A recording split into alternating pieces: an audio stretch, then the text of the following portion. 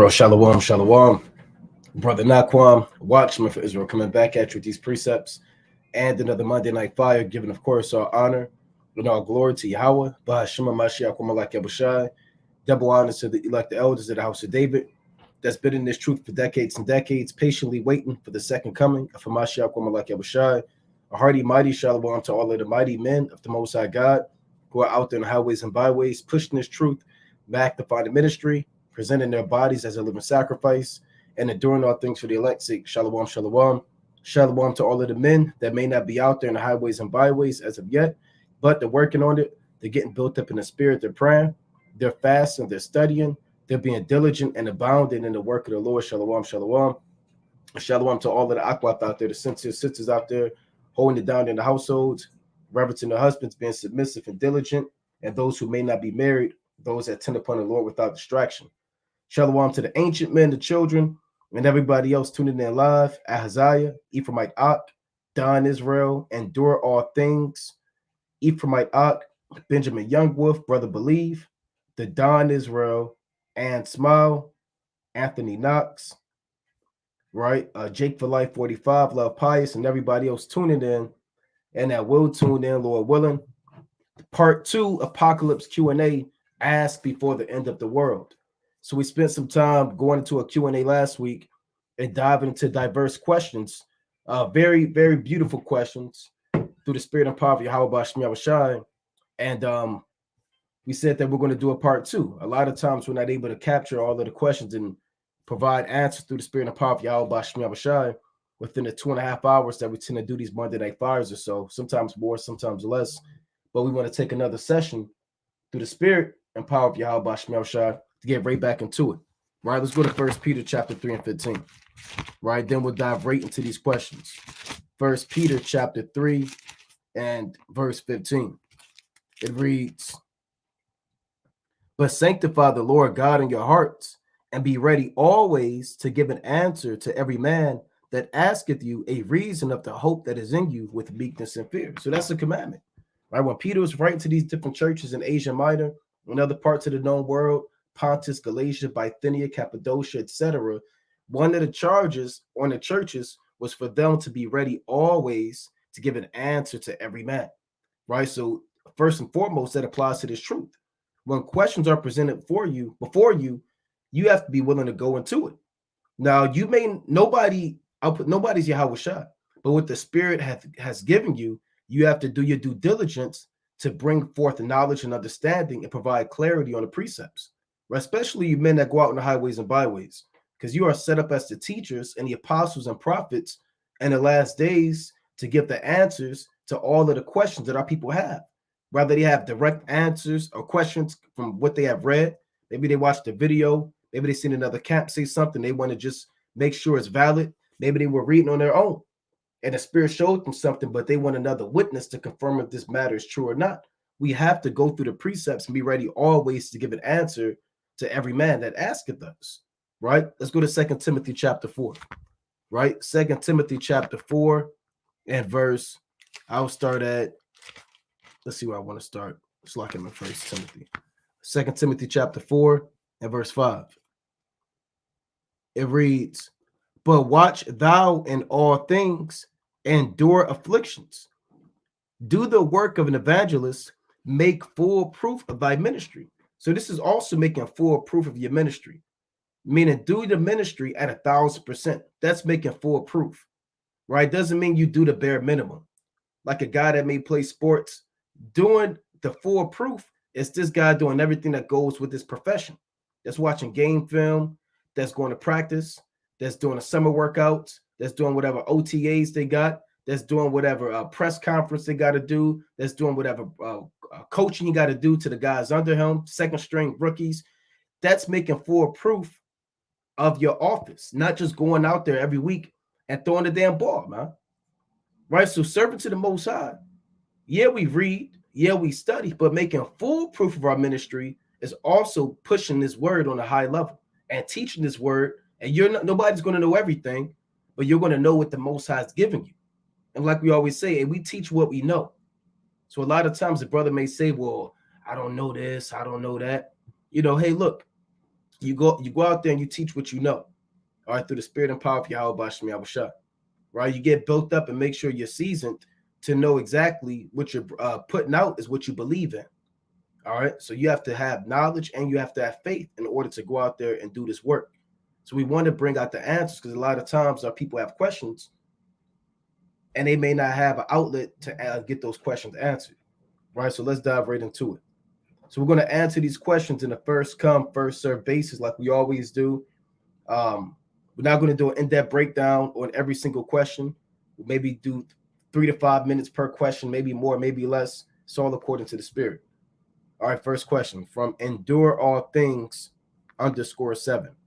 Is Judges chapter 1, verses 12 through 13 incest? All right, let's deal with it. It's Judges. Let's actually pull it up on the screen. Right, it's Judges chapter 1 through 12. It's like your chapter 1, verse 12 and 13, incest. Right, that's dealing with Caleb. Right, and his daughter. The account. This is Judges chapter 1 and verse 12. And Caleb said, Slakia. And Caleb said, he that smiteth Kirjath Sefer and taketh it, to him will I give Aksah, my daughter, to wife. And remember, this was a just to give some background on this. Remember, Caleb was one of 2 men that actually came out of Egypt to enter into the promised land. Remember, everybody that came out of Egypt on that first generation, they all died of old age. They were judged by fiery serpents. The earth opened up on many of them. You understand? The Most High killed many of them with plagues. Only 2 men made it out. Joshua from the northern kingdom, from the tribe of Ephraim, and Caleb from the tribe of Judah. And that's fitting, right? It's a figure of the elect, southern kingdom and northern kingdom, making it to the promised land.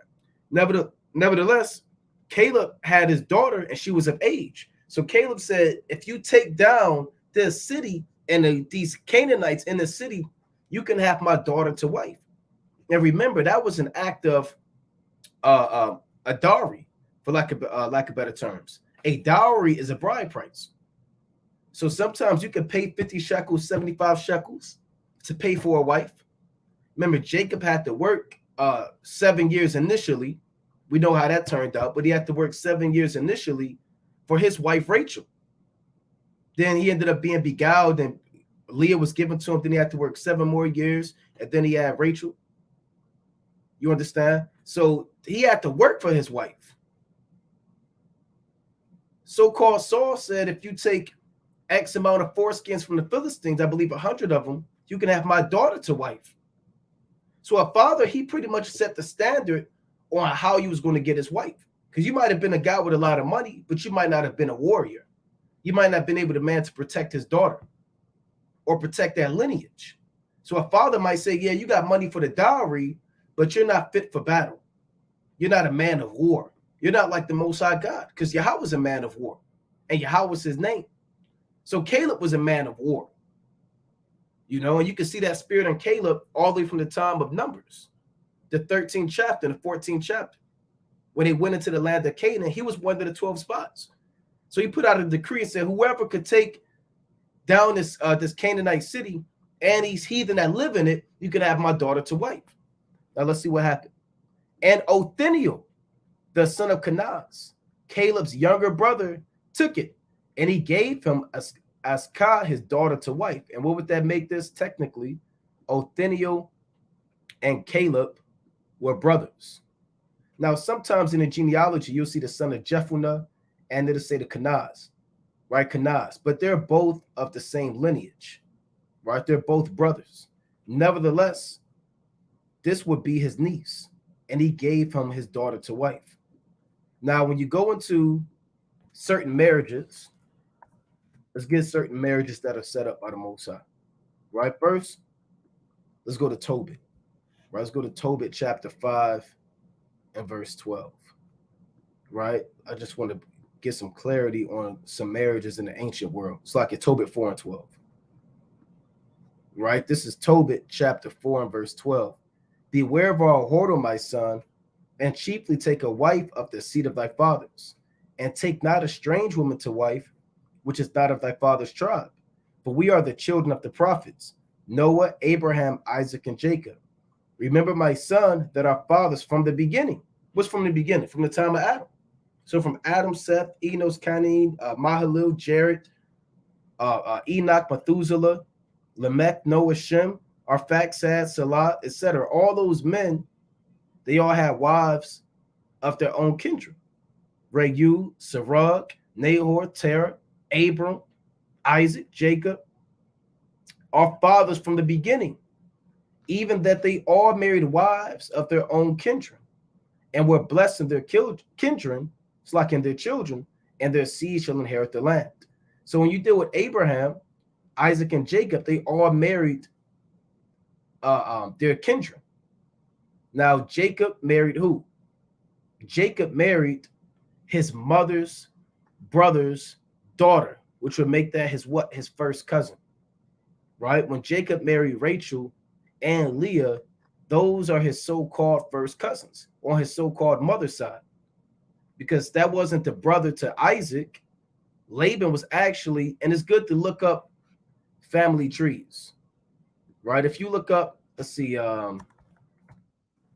Abraham family tree.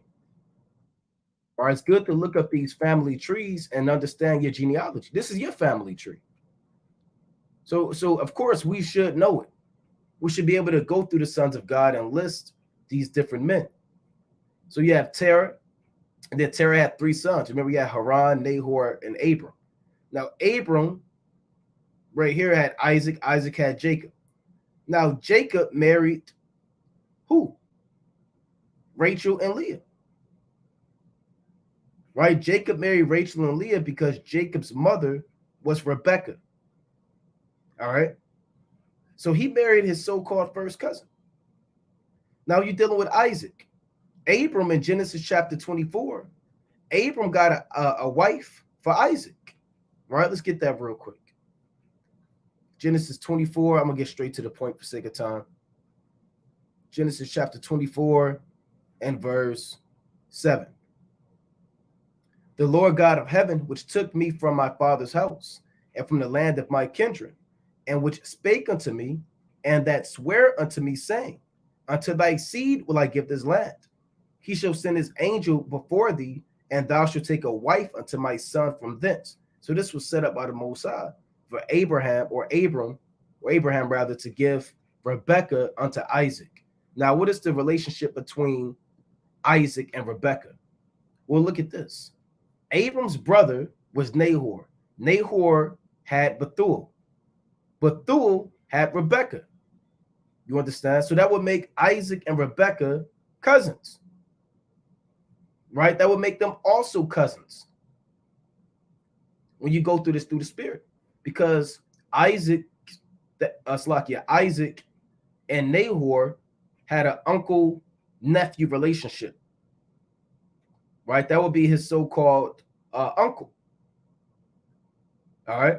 So then that would be his so-called cousin, Rebekah, when you go through it in the spirit. So what we may deem as, you may say that's incest. Right? Well, that's lawful in the eyes of the Most High. Now, is it permissible today? Right? Is it something that is it expedient? I'll put it like that. Is it expedient today? Right? Let's go to 1 Corinthians chapter 10. Right? 1 Corinthians chapter 10 and 23. All things are lawful for me, but all things are not expedient.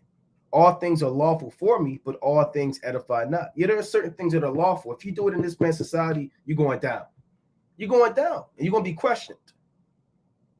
You're going to be questioned, and you're going down, right? You might get hemmed up. You might get jammed up, right?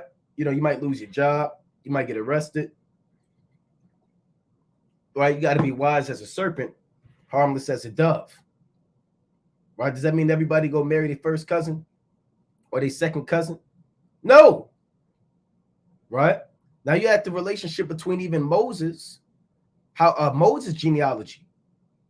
Right? It was similar to that of Caleb, Othniel, and Aksah.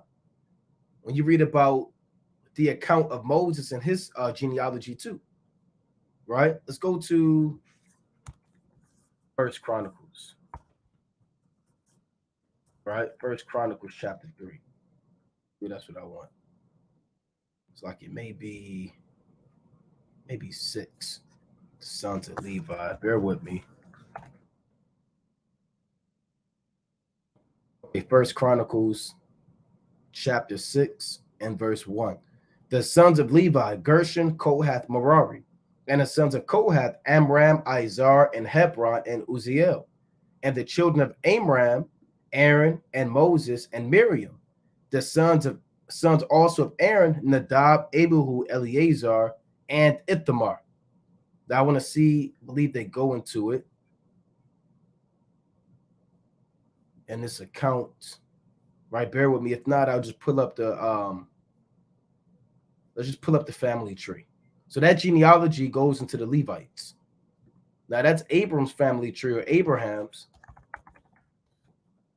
Let's see Moses. See if they start with Moses and his actual earthly father. Right? Let's pull this up.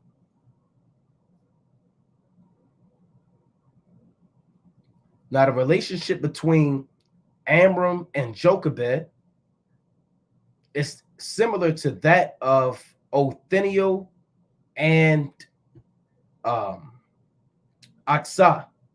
All right, Amram's and Jochebed's relationship is a little bit similar between that of Aksah and that of Othniel. And that's how Moses, Miriam, and Aaron came about. So there were certain relationships and certain marriages that the Most High deemed lawful and they were permissible, such as Rebekah and Isaac, such as Jacob and Rachel and Leah, and such as Abraham and Sarah. Jochebed, Amram, Othniel, and Aksah. Right? Remember, we were from a ancient line. We had an ancient mind back then. So a lot of things we think are off in today's world were completely lawful in the ancient world. Now, when you go to Leviticus 18, right, it provides the standards on what things are lawful, what things are unlawful. Right? Leviticus chapter 18 and 6. None of you shall approach to any that is near of kin to him to uncover their nakedness. I am Yahweh. Now you can say, well, hold on. That means Jacob went off. Wouldn't that mean Leah went off? Rebecca went off. Isaac went off. No, that doesn't mean they went off. Right? It's going to explain. The nakedness of thy father or the nakedness of thy mother, thou shalt thou not uncover. She is thy mother, thou shalt not uncover her nakedness. Yeah, you can't uncover your mother's nakedness to lay down with her. Right? Or just uncover her nakedness, period, man. Same thing with your father. The nakedness of thy father's wife, thou shalt not uncover. It is thy father's nakedness. Because your father's wife could not be your mother. Right? Like Leah had who? Leah had Reuben, she had Simeon, she had Levi, and she had Judah. And then Rachel had who? She had Joseph and she had Benjamin. Now Benjamin can't do what Reuben did and uncover the nakedness of his father, even though that's not his biological mother, which means Joseph couldn't go to Leah and say, well, hey, what's going on? No, that's your father's wife. That may not be your actual mother by blood, but that's still your father's wife. See, Reuben did that and Reuben went off. That would be unlawful. The nakedness of thy sister, the daughter of thy father, or the daughter of thy mother, whether she be born at home or born abroad, even their nakedness thou shalt not uncover. Right? So what is that talking about? That's talking about your actual sister. Rather she come from your father's side, or rather she come from your so-called mother's side.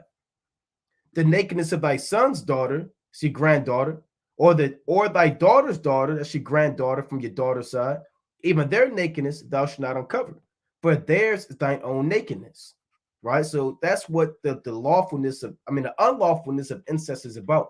It's about Their nakedness being your own nakedness. Y'all are already one flesh and a spirit, right? You have the same, essentially, genetics. Y'all are the same people, right? So you can't have two people joined and be one flesh, essentially, in an ancestral relationship. The nakedness of thy father's wife's daughter, begotten of thy father, she is thy sister. Thou shalt not uncover her nakedness. Thou shalt not uncover the nakedness of thy father's sister. That's your aunt. She is thy father's near kinswoman. Thou shalt not cover the nakedness of thy mother's sister. She is thy mother's near kinswoman. Right? That's a aunt-nephew relationship. Right? Thou shalt not uncover the nakedness of thy father's brother. Thou shalt not approach to his wife. She is thine aunt. Right? So when you go through this account, I'm not going to read the whole account, but it goes into what's permissible and what's not permissible for incest. So I'll leave it at that. All right, so let's move on. All right, that's a good question. Ephraimite Ak. In Ezekiel chapter 20 and 35, wilderness of the people, will this be a location some will flee to? No, that's not a location that people are going to flee to. And that's more of a Christianity doctrine that they really get from Revelation, the 12th chapter. But we'll read Ezekiel chapter 20, right? And break it down. So this is Ezekiel chapter 20 and 35. It reads, I'm going to really start at 33 to get the context. As I live, said the Lord God, surely with a mighty hand and with a stretched out arm and with fury poured out will I rule over you. And I will bring you out from the people and will gather you out of the countries wherein ye are scattered with a mighty hand and with a stretched out arm and with fury poured out. So that's the Most High. This is given the context and the spirit of a future prophecy of us being delivered, because that's what it's talking about. When the Most High said, I will bring you out from the people, it doesn't mean you're going to flee. The Most High, he's going to do the gathering. The Lord said we should be gathered one by one, O ye children of Israel. Right? Let me get that precept real quick. Right? In Isaiah, I believe that's Isaiah chapter 27. Right? This Isaiah chapter 27 and verse 12. It reads, and it shall come to pass, and that day that the Lord shall beat off from the channel of the river unto the stream of Egypt, and ye shall be gathered one by one, O ye children of Israel. So the Most High is going to shut this whole place down. That's what it means. He's going to beat off from the channel of the river to the stream of Egypt. It's going to shut this entire system down. Babylon the Great, modern day Egypt. And the Lord is going to gather us one by one. And the chariots. When Yahushua returns, remember the chariots are going to do two things. They're going to deliver and they're going to destroy. They're going to extract and exterminate. Right? That's what they're going to do, man. In Psalms chapter 50, the Most High tells you he's going to give the decree to the angels. Let me get that. Right? To actually gather us. Right? This Psalms chapter 50 and verse, let's see, 1. The mighty God, even the Lord, hath spoken and called the earth from the rising of the sun unto the going down thereof, meaning from the east to the west. Out of Zion, the perfection of beauty, the Most High hath shined. So this is a vision that David sees of the return of Yahushua, right? Our God shall come and shall not keep silence. A fire shall devour before him, and it shall be very tempestuous round about him. So Psalms 50 and 3 is the same thing as Isaiah chapter 66, 15 on down, where it reads, behold, the Lord will come with fire and with his chariots like a whirlwind, to render his anger with fury and his rebuke with flames of fire. For by fire and by his sword will the Lord plead with all flesh, and the slain of the Lord shall be many. That's the same thing as Psalms chapter 50 and verse 3. Same thing in Revelation chapter 19, 12 on down. Same thing in the book of Habakkuk chapter 3, the entire chapter. Same thing in 2nd Ezra, the 13th chapter. A lot of our forefathers saw the exact same vision of Yahushua described in different ways.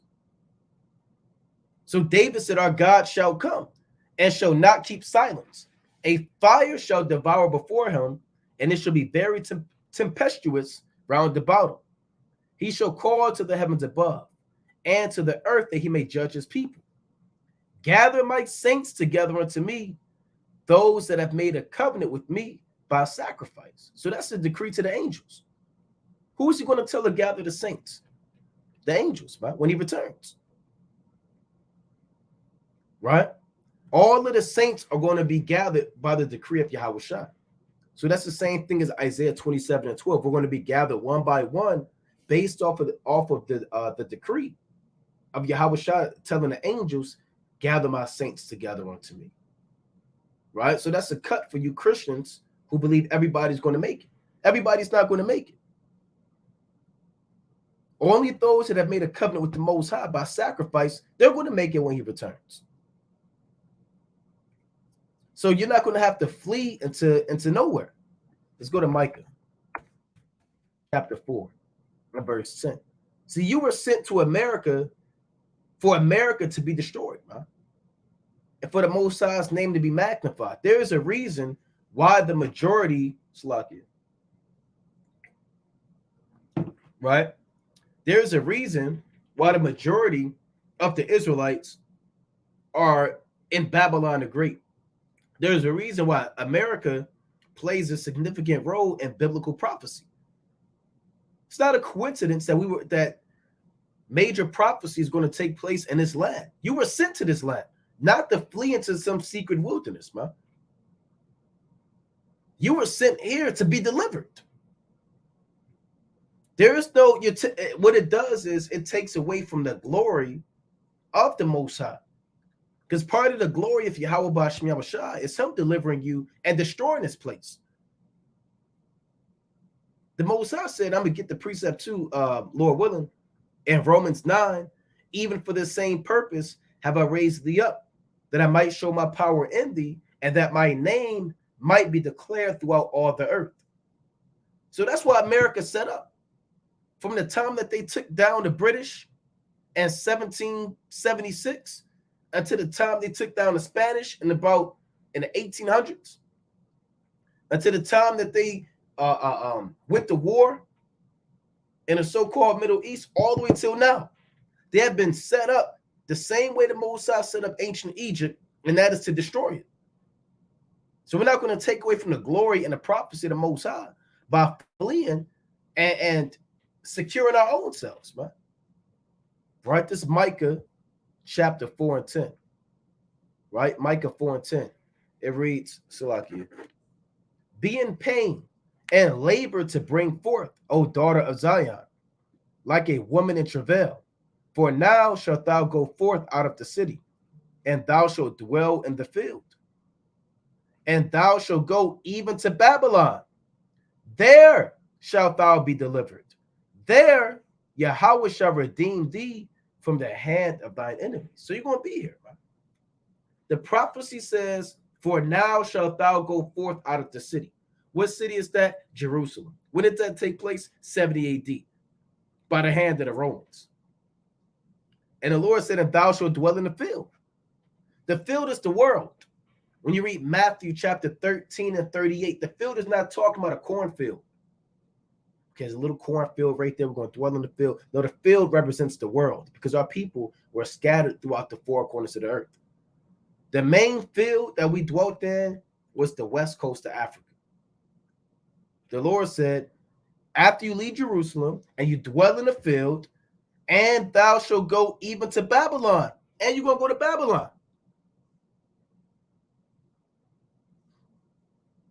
That's America. There shalt thou be delivered. So we're being delivered from here. You got people saying, oh, maybe we should leave. Let's flee. And there was a congregation that taught that, man. Right? They said everybody has to leave and go to Egypt. So you have people selling their houses. And these guys and their families, man. These are families. Fathers, sons, daughters, mothers, man. Dogs, and, they had mortgages. They bought houses. They were told they had to sell their houses. Hey, they had to sell their cars, man. Hey, these guys, they quit their jobs. And they bought a one-way ticket. Wasn't a round trip. They bought a one-way ticket to Egypt. Some went to Upper Egypt, some went to Lower Egypt. Then they got there and they found out the destruction was coming. I mean, wasn't coming, and that they were lied to. So they picked up the phone and they kind of called these guys over the church, over the camp. They said, "Well, look, can we get our money back? Can we get back?" And they said, "I'm sorry, there's nothing we could do for you." And they kind of hung up the phone. So those guys are still out there. Now, this was years ago. They're still out there, man, trying to see what's going on. So you don't have to worry about, okay, do we have to flee? Do we have to go to Canada? I'm going to Mexico. The Lord said, there shalt thou be delivered. There the Lord shall redeem thee from the hand of thine enemies. Right? Let's get, I said I would get Romans 9. Right? Romans chapter 9, right? And verse 17. For the scripture saith unto Pharaoh, even for this same purpose have I raised thee up, that I might show my power in thee, and that my name might be declared throughout all the earth. So what does that mean? What is this saying? Right? The Lord said, for the scripture saith unto Pharaoh, you can read this in Exodus, even for this same purpose have I raised thee up. So the same way the Most High raised up Pharaoh to destroy him, it's the same way the Most High raised up Esau. That's what it's talking about. The Lord raised up the so-called white man just to destroy him.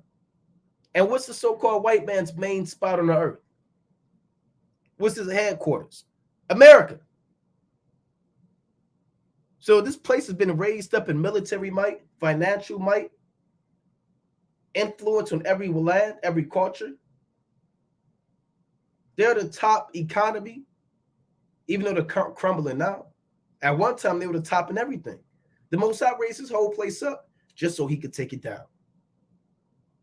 So everybody could know that Yahweh, Basham Shah, he's the one that took America down. And credit will not be given to Iran. It will not be given to Russia. It will not be given to China. Neither will it be given to the sons of men. It will be given to Yahweh, Bashim Mashiach Wamalak Yahushua. He's the one that's going to take down the most feared kingdom of them all. So we're not going to have to flee and go anywhere. Let's go to Revelation chapter 12. Let's see where that comes from. It's Revelation chapter 12 and verse 6. And the woman fled into the wilderness, where she hath a place prepared of God, that they should feed her there 1,260 days. Now, yeah, that's not talking about an actual place we have to flee to, right? It's not a hidden place where you have daffodils and you got tulips and you got a flowing river, you got doves, and hey, no, we're gonna be in this place in Jacob's trouble, right? We're gonna be in this place. We're gonna see this place go down. The Lord said, "The righteous shall scarcely be saved." So we're not going to be just protected somewhere in the wilderness, man. Well, all of the elect, they get this app. It says wilderness, and they click it, and it's that blue arrow. Okay, at 300 steps, turn right, and everybody get it. And all of the elect, they link up at the wilderness, and they just sitting up there with their thumb in their mouth, waiting for something to happen. No, man.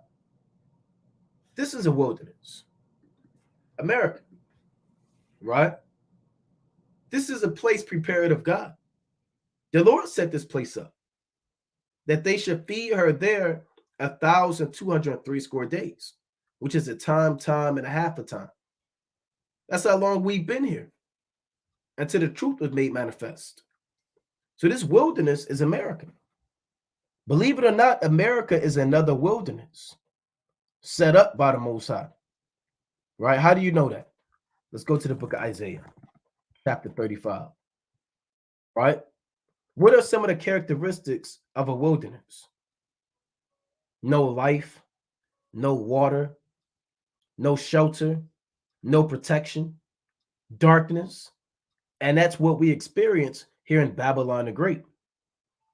All right, so this is Isaiah chapter 35 and verse, I'll start at 6. Isaiah 35 and 6. Then shall the Then shall the lame man leap as an hart, and the tongue of the dumb sing. For in the wilderness shall waters break out, and streams in the desert. So this is the wilderness where waters are breaking out. What are the waters breaking out? This truth, the manifestation of the word of God being put forth by the servants of the Most High. That's the waters breaking out. These are the streams in the desert. Verse 7.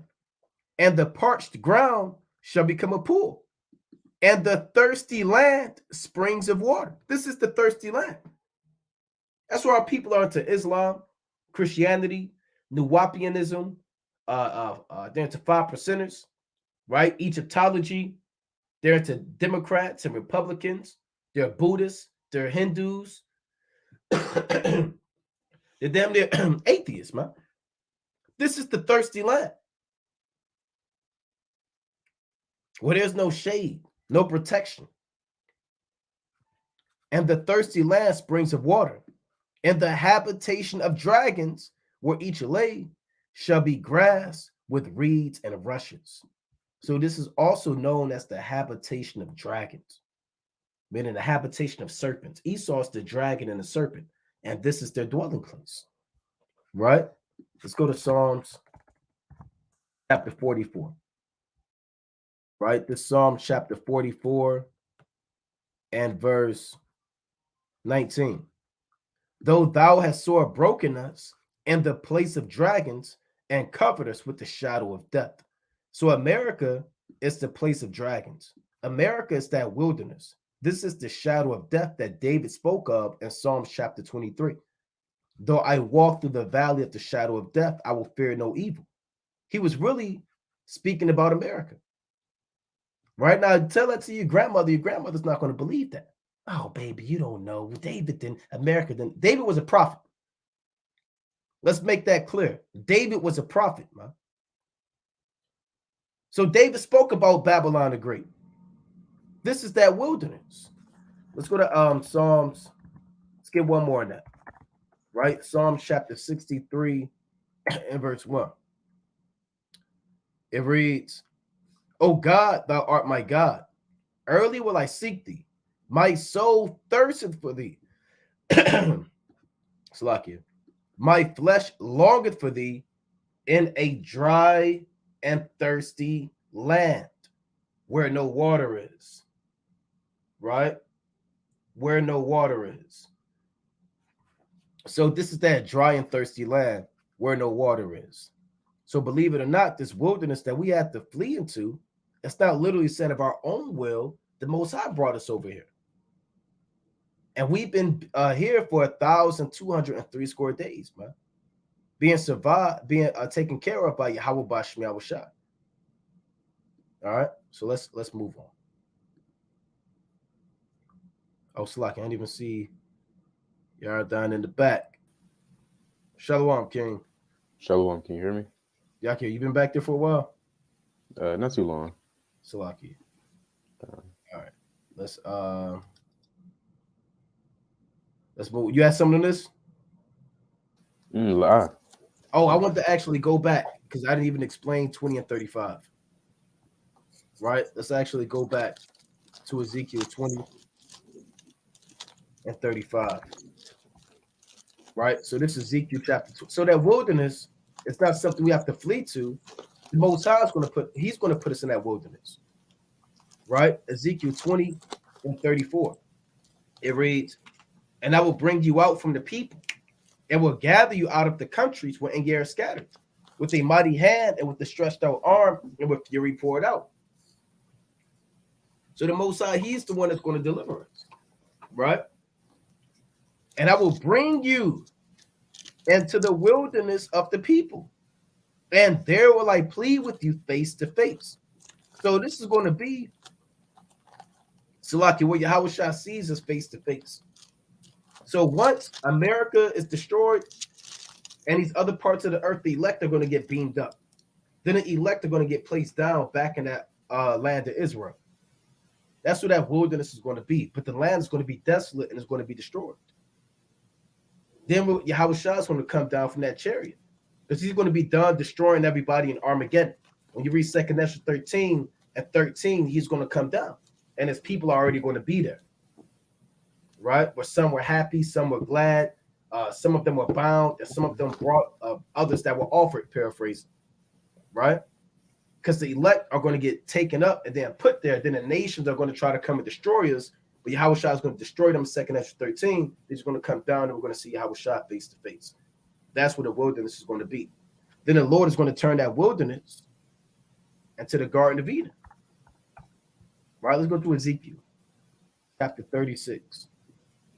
It's going to see right now when you look at the land of Israel, it doesn't look like how it's supposed to look, because the true inhabitants of the land aren't there. You have Amalek there, huh? With all types of sodomy and freakism and abominations. And there's an actual spirit in the land. Remember, Jacob said, how dreadful is this place? This is none other than the house of God, and this is the gate of heaven. Right? He said that in the book of Genesis, man. Right? I believe that was the 28th chapter. Right? What they call Jacob's ladder. Because there's a spirit in that land. Remember when the Salmanassar V, around 722, 723 BC, when he took the northern kingdom captive, he replaced in that land people from Babylon, Cush, and other parts of the earth. And what did the Most High do to them people? He sent wild lions against them, and he slew them because they didn't know the manner of the God in the land. That's what's written. So if you not knowing the manner of the God in the land is going to be against you. It's going to spew you out, huh? You know? So that's what it's doing right now to the vegetation and all of the beauty that's supposed to be in that land. Nevertheless, this is Ezekiel 36 and 33. Thus said the Lord God, and the day that I shall have cleansed you from all your iniquities, I will also cause you to dwell in the cities, and the waste shall be builded. Who's going to be building? The other nations. And the desolate land shall be tilled, whereas it lay desolate in the sight of all that passed by. Because it is desolate in the sight of all that passed by. And they shall say, this land that was desolate is become like the Garden of Eden. And the waste and desolate and ruined cities are become fenced and are inhabited. See that? So everybody's going to know that that land is going to go back looking like it was from the Garden of Eden. All right? And it won't be a wilderness anymore. It'll be a garden where man can till it. Like the Most High set up Adam to dress it and to keep it. All right? So let's move on. All right, so these are some good questions. All right, Salaki, I'm trying to get these in order through the spirit. All right, next question. Ahaziah, Shalom King. All right, Shalom. Would you be able to answer when it mentioned in 2 Chronicles 15 and 17 that Asa was perfect all his days? However, in chapter 16, he receives judgment for trusting Syria and oppresses Judah. All right, well, let's deal with it. Let's deal with it. Right? Let's go to 2 Chronicles chapter 15. So when you read Chronicles, second Chronicles rather, it speaks about the lineage of Judah. And it goes into detail about everything that was left out in 2 Kings. So 2 Kings, well, 1st and 2 Kings is pretty much straight to the point. But they were born here. Okay, here's what they did. Okay, he did evil in the sight of the Lord, or he did good in the sight of the Lord. And then 2 Chronicles, it goes in depth of their works and what they have done. Now, Asa, when you go into it, he was upright. But then he ended up going off. He ended up, when you read 2 Chronicles 16, he ended up taking hiring the Syrians to fight against the heathen that came against them. Right? He ended up oppressing Israel. When you read 2 Chronicles 16, and he didn't trust in the Most High because this man had a disease in his feet. And he didn't even seek the Lord. He sought to the physicians. And I believe he died 2 years later. So he was perfect for a while, right? But then he ended up going off. All right. So let's get that. Let's get that in 2 Chronicles. Let's pull it up on the screen. Chapter 15 and 7. So this guy, Asa, he wasn't the most wicked king, but like all of our kings, he had his shortcomings. It's like every king but Yahushua had a shortcoming. Hezekiah went off, David went off, Josiah went off, Solomon went off, Jehoshaphat went off, and those were some of our most righteous kings. 2 Chronicles 15 and 17. But the high places were not taken away out of Israel.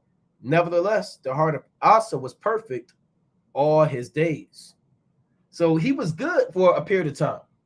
All his days is all of the days when he was on fire.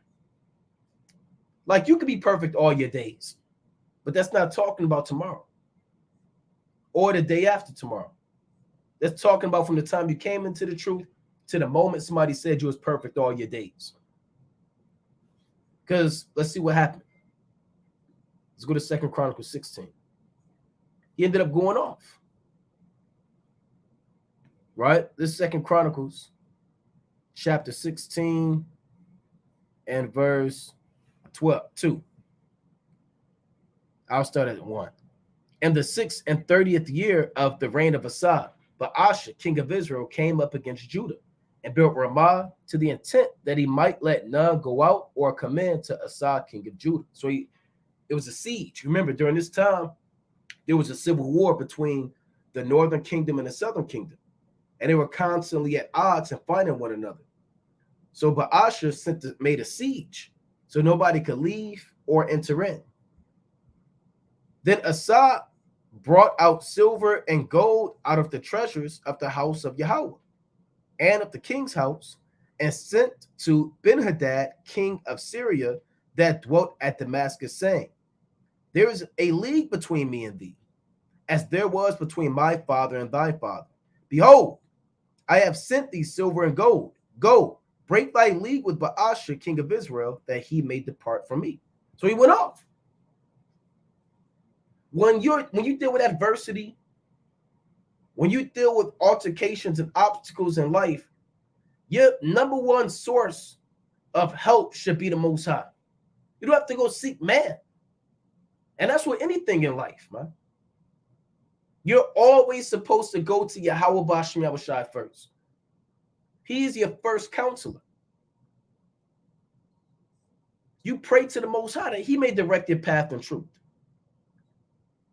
And then you get counsel from a fellow brother or an Israelite and say, okay, bro, I was meditating, I was thinking about this, I was thinking about going down road A, but road B is looking like this. Should I go down A or B? A brother might say, go down road B, because that could be the Most High answering your prayer. But when you just go after man, and the Lord said, cursed be the man that trusteth in man, that maketh flesh his arm in Jeremiah 17, 5 on down. The Lord said in Isaiah the 2nd chapter 20 on down, cease ye from man whose breath is in his nostrils, but whereunto is he to be accounted of? Paraphrasing. So what this man should have did, he should have went before the Most High, like Hezekiah did. When Rabshakeh was speaking proudly against the Most High. But he decided to seek after man. So he went off. Then he went off another time, and the Lord checked him for that. Right? So this is another account he went off. 2 Chronicles chapter 16 and verse 12. And Asa in the 39th year of his reign was diseased in his feet, until his disease was exceeding great. Yet in his disease he sought not to the Lord, but to the physicians. So he had a problem. He had a problem with trusting in man and not trusting in the Most High. That's a problem a lot of jakes have, man. I gotta go to the doctor. I gotta take these herbs. I got to go to the physician, right? I got to pop this Tylenol. I need to call my lawyer. No, you need to seek Yahweh B'Shem Yahushai, man. Is it not written in Proverbs chapter 3 and 5? Trust in the Lord with all thine heart and lean not unto thy own understanding. In all thy ways acknowledge him, and he shall direct thy paths. So you're supposed to seek the Most High. Don't be like Asa. Now I'm going to say one more thing. You can be perfect and you can still go off. Now you can say, well, how is that possible? How could you be perfect and still go off? Well, don't you know that there are certain men on the earth that are perfect right now? Because they're perfect in the spirit. You had something, Yardan? I was just about to say that. Yeah, you can be perfect in the spirit. You know, the Lord requires every person, a certain amount of work. And if you're perfect in executing the amount of work that the Lord required of you, then, all praises. Some brothers are required to perform a lot. Others are maybe required to perform, so to speak, a little. But a little to them is really a lot. But a little to them may not be a little to the next brother, or maybe bigger than the next brother. So in other words, everybody has their plate that they have to eat. And everybody's plate is going to be a little bit different. Most High knows, or so like you know what's required of you. That makes sense. So you may see a brother that may not have another position as another brother, but he's doing the work. He's doing the best he can. I mean, he's perfect. You don't always have to shake the hand, know Hebrew, Greek, and Latin, and know all dark parables to be perfect. I mean, a lady, she cast in her two mites, and the Lord found her to be perfect through the Spirit. She said that was righteous. You be perfect just by that. Okay. And I want to get this real quick precept. It's Hebrews chapter 10 and 14. It reads, for by one offering he hath perfected forever them that are sanctified. You see that? So by the offering of Yahweh Shai, certain men have been made perfect. Right? Let's go to Hebrews chapter 12 and 23. Right? Hebrews chapter 12 and 23. It reads, to the general assembly and church of the firstborn, which are written in heaven, and to the Most High, the judge of all, and to the spirits of just men made perfect. Because your flesh is off. Even the Apostle Paul in Romans 7, he said to do will is present with me, but to find that which is good, I allow not, paraphrasing. He said, I know in my flesh dwelleth no good thing. So you're going to go off. You're in the flesh. David went off. Hezekiah went off. Hey, Job, the Most High said Job was perfect. But Job, he was going on a rant, man. And the Most High checked Job. When you read the, chapter 38 on down, when the Most High leaned on him. But Job is still perfect. See, Esau's definition of perfect is you're a robot, right? And you have been coded, and there's nothing. You blink perfect, you talk perfect, you have perfect grammar, right? You went to college, you got a master's degree, right? You have great, excellent posture. You got all your teeth in your mouth. You're 6 foot X amount. You're the average height of man, and that's Esau's thing, man. You make X amount a year. You got to be perfect. You make the average medium income, for your demographic and your dwelling place. The Lord is not dealing with that, man. Right? That's not perfect. The Lord told Abraham, walk thou before me and be perfect, man. Yahweh Shah said, be ye therefore perfect, even as your Father which is in heaven is perfect. Be complete, be upright, be wholesome, man. Your spirit can be without guile and without deceit. See, you might go off.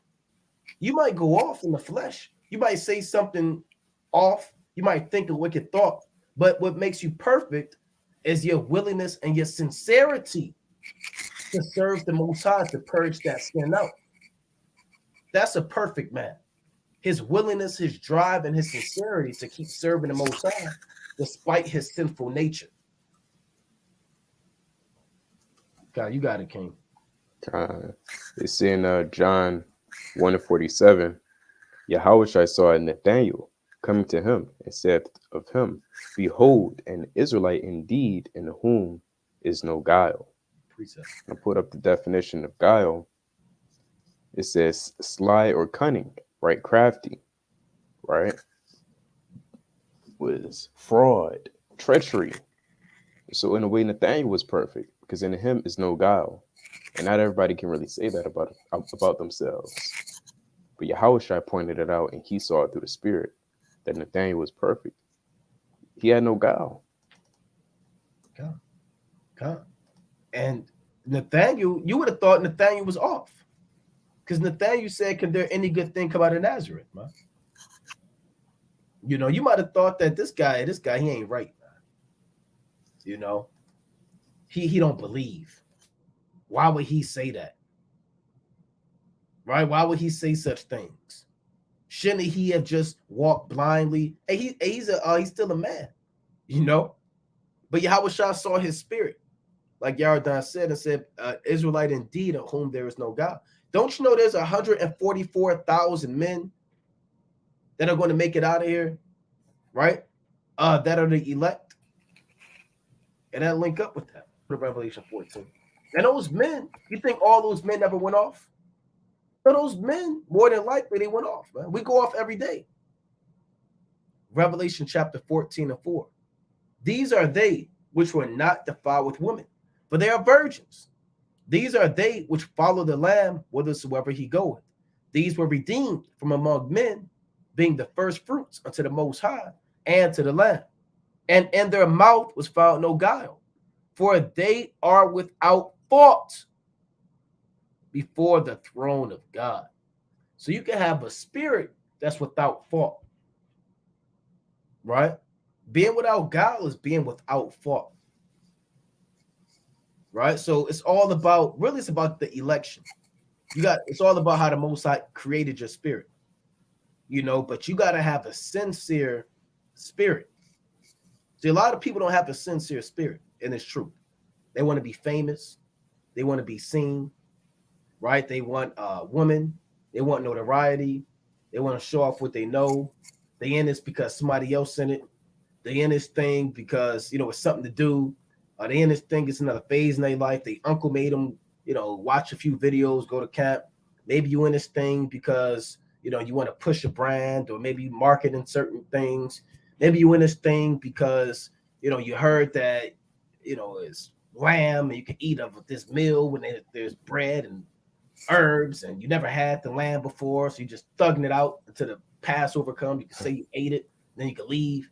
Maybe you want to go camping, right? Oh, I heard they go camping once a year, and they go camping for 8 days. I want to go camping. So now you fang yourself an Israelite, and maybe you heard about, you know, hey, there's a lot of reasons why people are in this thing, man.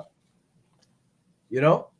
Yeah. And you in this thing because you want to go camping, and you got guile. Wanting to know all the precepts just to know them. Yeah. Just to know them. You don't want to really apply them. You just want to know all the precepts and just study. You're not studying sincereness. Yeah. You want to have a big head, literally. Yeah. You just want to memorize them all day, man. What are you memorizing them all day for if you're not going to live them? You in this thing for likes. Maybe you saw somebody else get, you know, 20,000 views, and you say, okay, well, look, I can come into this thing, this Hebrew Israelite thing, and, you know, I can get 30,000 views. Maybe you saw somebody page, oh, this person got 3,000 followers. I'll get 3,001. Right?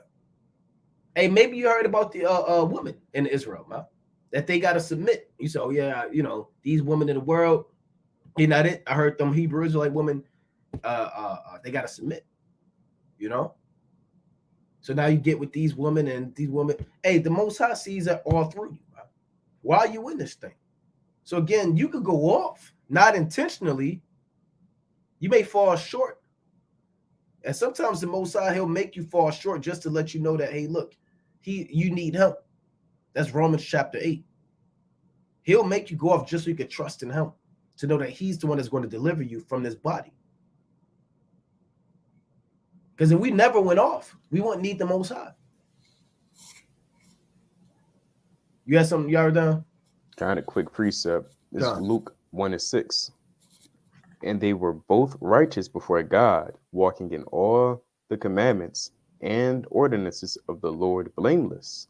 But then when you jump down to verse 20, it's like verse 19. And the angel answering and said unto him, I am Gabriel that stand in the presence of God, and am set to speak unto thee, and to shew thee these glad tidings. And behold, thou shalt be dumb and not able to speak unto the day that these things shall be performed, because thou believest not my words, which shall be fulfilled in their season.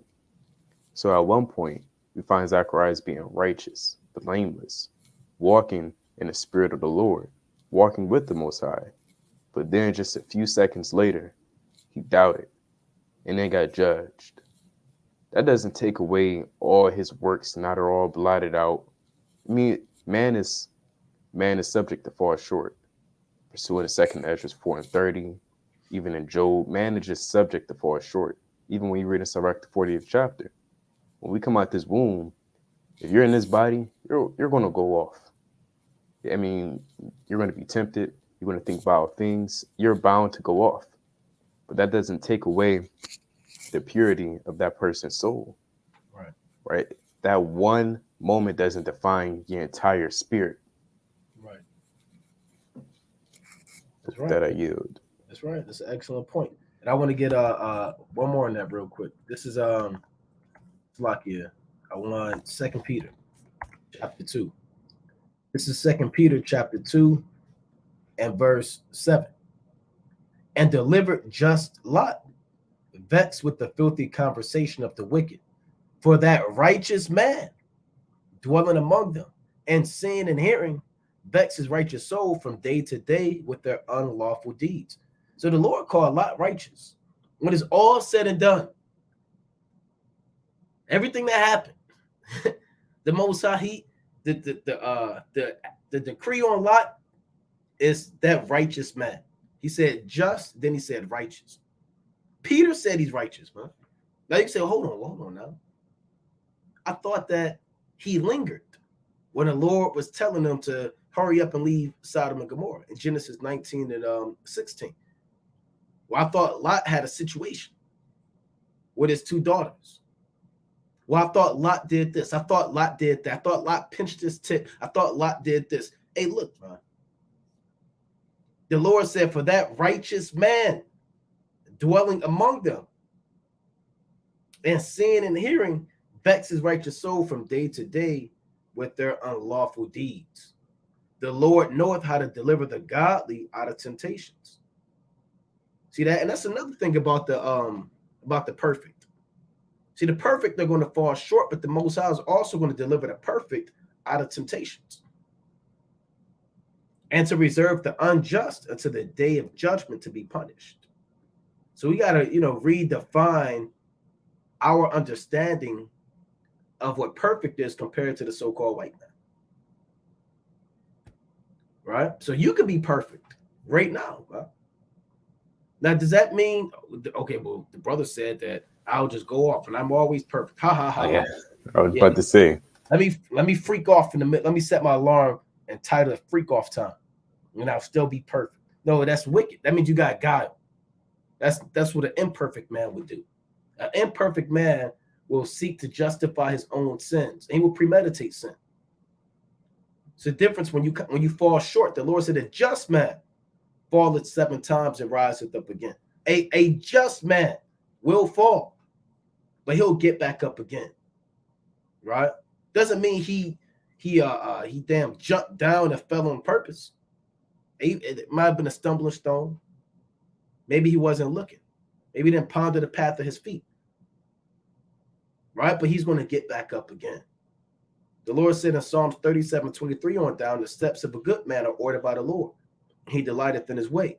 Though he fall, he should not be utterly cast down, for the Lord upholdeth him with his right hand. So even if you fall, the Lord is going to uphold you with your right hand. And if you're set up to get the kingdom, you're going to get the kingdom anyway. A perfect man is going to repent. He's going to feel remorse. He's going to be sorrowful. He's going to want to get closer to the Most High. I got one more. God. It's saying Sirach 7:9. Say not, God will look upon the multitude of my oblations, and when I offer to the Most High, he will accept me. Just assuming the Lord is going to forgive you. Because, oh, here, they said we perfect. The Lord got to accept it. Got to accept me. Nah. They said it. They said I could be just. If I could be just and I'm perfect, I mean, you got to accept my oblation. I mean, he said in Nehemiah, Nehemiah prayed to the Lord, blot not out my works. So the Lord has the ability to blot out your works, right? Or he has the ability to remove your sins and iniquity. But you don't want to tempt the Lord either. Because now if you tempted him, now, you're full of gall. You don't have the fruits of the Spirit. And that's not true love. Because if you tempting the Lord, you tempt your brother, you tempt your wife, you tempt your kids, the little ones. There's no end. You're just full of temptation and guile and lewdness. That's right. Being promiscuous in the spirit. A lot of brothers got a promiscuous spirit, man. All right, so let's move on. All right, next question. The Don Israel. How do you throw up curses on a heathen? Oh, okay. We can now. Brother might say, "Well, why would you want to do that? Shouldn't you pray for them? Yeah, Right? precept. Shouldn't you love them? Right? Shouldn't you teach them the way of life?" Well, our forefathers, hold up, curses are part of this thing, man. Right? Throwing up curses, it's like on the heathen, are part of this thing. I bet you got it, King, and we're gonna go into it. Right? Maybe It's pull up saying a this. maybe two. Right, go on. It's saying Sirach 36, have mercy upon us, O Lord, God of all, and behold us. And again, I want to stop and pause when it says all is not everybody, right? He's the God of Israel. And it's going to explain as we continue to read. And send thy fear upon all the nations that seek not after thee. It's plain upon tables, even in pursuing of Psalms 92, that these nations don't seek upon the Lord. Lift up thy hand against the strange nations, and let them see thy power. As thou wast sanctified in us before them, so be thou magnified among them before us. And let them know thee as we have known thee, right? That there is no God but only thou, O God. Shew new signs and make other strange wonders. Glorify thy hand and thy right arm, that they may set forth thy wondrous works. Raise up indignation and pour out wrath, take away the adversary, and destroy the enemy. This is an actual curse within the scriptures. So there's no more, well, maybe we should pray for the heathen, or didn't this person pray, or maybe we can pray for all. There's an actual curse praying for the downfall and the destruction of our enemies. It says, make the time short, remember the covenant, and let them declare thy wonderful works. Let him that escapeth be consumed by the rage of the fire, and let them perish that oppress the people. Last time I checked, I believe, pursuing Psalm 72:4, the people that oppress us, the Lord said he's going to break them in pieces. And according to this world, which should be pretty obvious, we know who's oppressing. We know who's the oppressor and the oppressed. The oppressor is none other than Esau, the so-called white man among the other nations that play a hand in oppressing us, right? And as you continue to read on, it reads, verse 10, smite and asunder the heads of the rulers of the heathen, that they say, there is none other but we. Gather all the tribes of Jacob. So again, when you read in verse 1, where it says, Lord God of all, speaking and referring to all the tribes of Jacob, the 12 tribes, Yasharallah. Gather all the tribes of Jacob, and inherit thou them as from the beginning. O Lord, have mercy upon the people that is called by thy name, and upon Israel, whom thou hast named thy firstborn. And so we continue to read on, but nevertheless, we see a heavy, heavy curse being put upon the heathen, right? With great force. And it's not, when he was writing this and saying it, he wasn't whispering it, right? When you throw up a curse, it's to be done in anger and vexation, right? There's no other reason why you should throw up a curse outside of you being vexed and angry, right? Because then it really comes from the heart. Now, in regards to how do you throw up a curse, I believe the brother asked some No, yeah. similar. Oh, Oh, go ahead, King. I was going to say similarly to how you pray, because when you pray to the Lord, you can ask the Lord, Lord, can you destroy these heathen, right? That's a form of a curse. And you can also just blatantly speak the Hebrew and let it be a curse. When you read in Numbers, you have Balaam, he was throwing up curses. Everybody throwing up curses in the ancient world, right? Not just for the fun, for the hell of it, but it was done. That was the action that was done, right? And so you can just throw up curses and shake the hand, even as it says in Ezekiel, right? Shake the hand and, speak that Hebrew. Now, you can say it in English as well, but there's more force in the Hebrew tongue. You got it. Huh? Yeah, I mean, it's pretty plain. I mean, there are curses we throw up in the Hebrew all the time. Um, maybe we'll go into that on another time. But Yarda, this is a good precept. Let me get another one. Let me go to 1 Corinthians. We throw curses, right? We do the Yahweh, Bashmi Abashai, Shalat, Rayam, Wa, Ainashim, Wa, Harakim, Wa, Mashpatnium, Wa, Gadar, Mawaf, Al Kal, Adawanium, and we go on to go through the curses, right? And that's a death and destruction to the heathen. You can kind of put some brevity in it and shorten it up. You can extend it. Depends on how you want to go about it, right? We do the Shalak, Ashba, Shim, Bayath, Babakasha, Babakasha, Babakasha, Shabar, Wa, Abad, and we throw up curses on these nations, their houses, their families, they smiles, they laughter. We want nothing but destruction on them, right? This is 1 Corinthians chapter 16 and verse 22. If any man love not the Lord, Yahweh HaMashiach, let him be anathema, maranatha. And these nations, they don't love the Lord, Yahweh HaMashiach. The Apostle Paul threw out a curse on him. He said, let him be anathema, maranatha. Now, what does anathema, maranatha mean? That's a curse. You don't say that to somebody you love, right? You don't say that to somebody you want to see prosper and have a great time. That word anathema, it means a thing devoted to God without hope of being redeemed. And if an animal to be slain, therefore a person or thing doomed to destruction.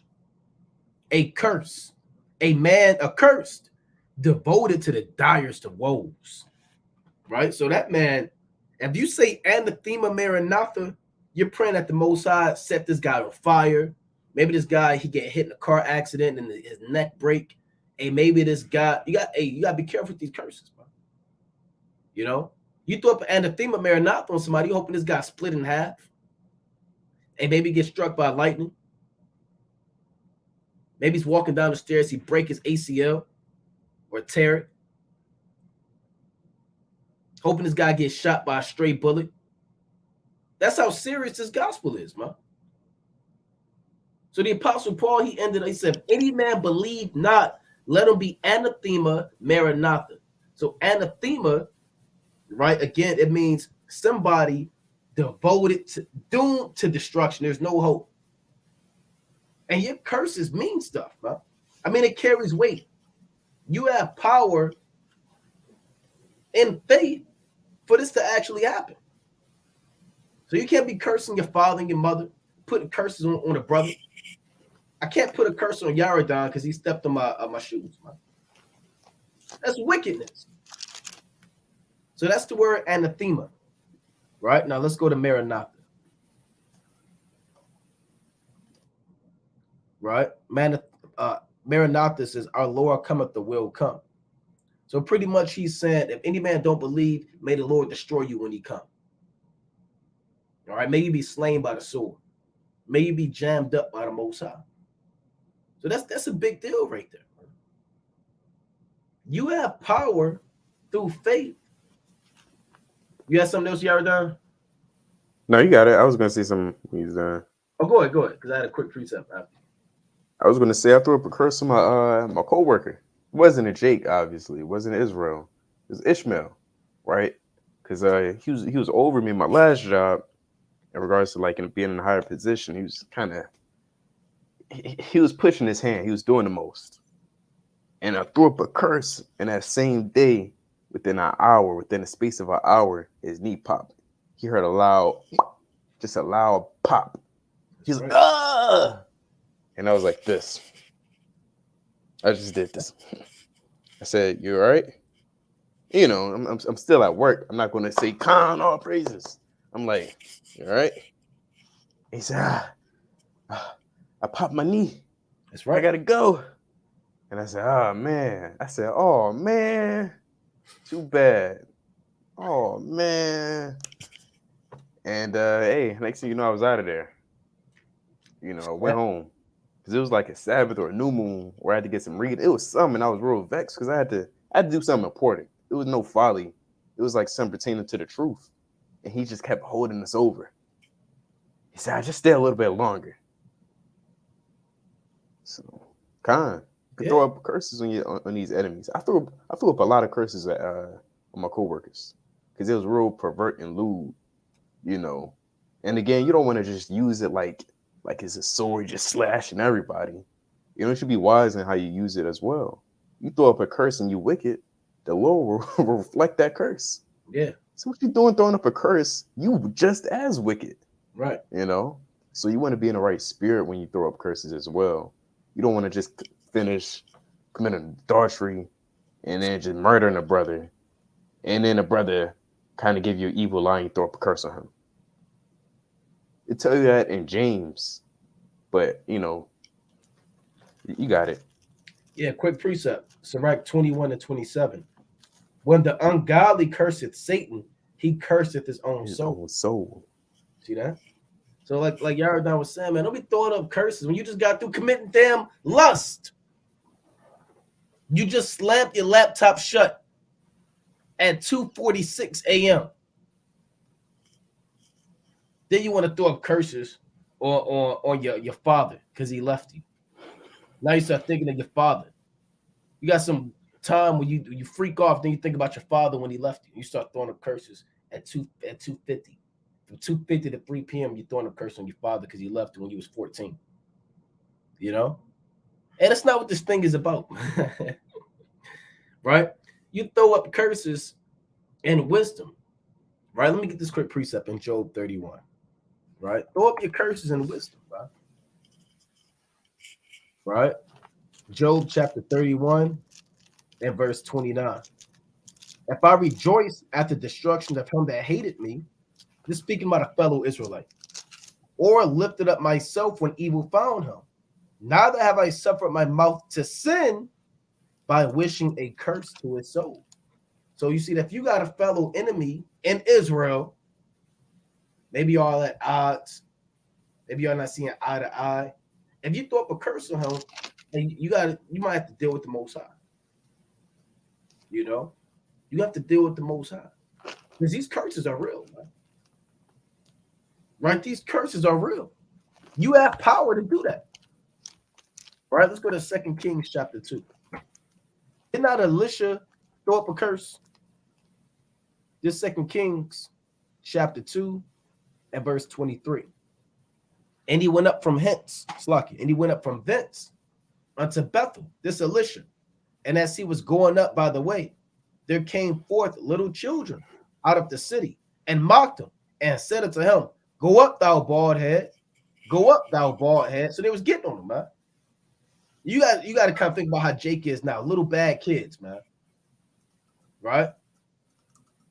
You know, think about these young Negroes out here now. They got this young Jake rapper now. I don't know if you've seen him, Yaradan. Right? They got this young Jake. He like damn 10 years old, man. He was probably one of these guys.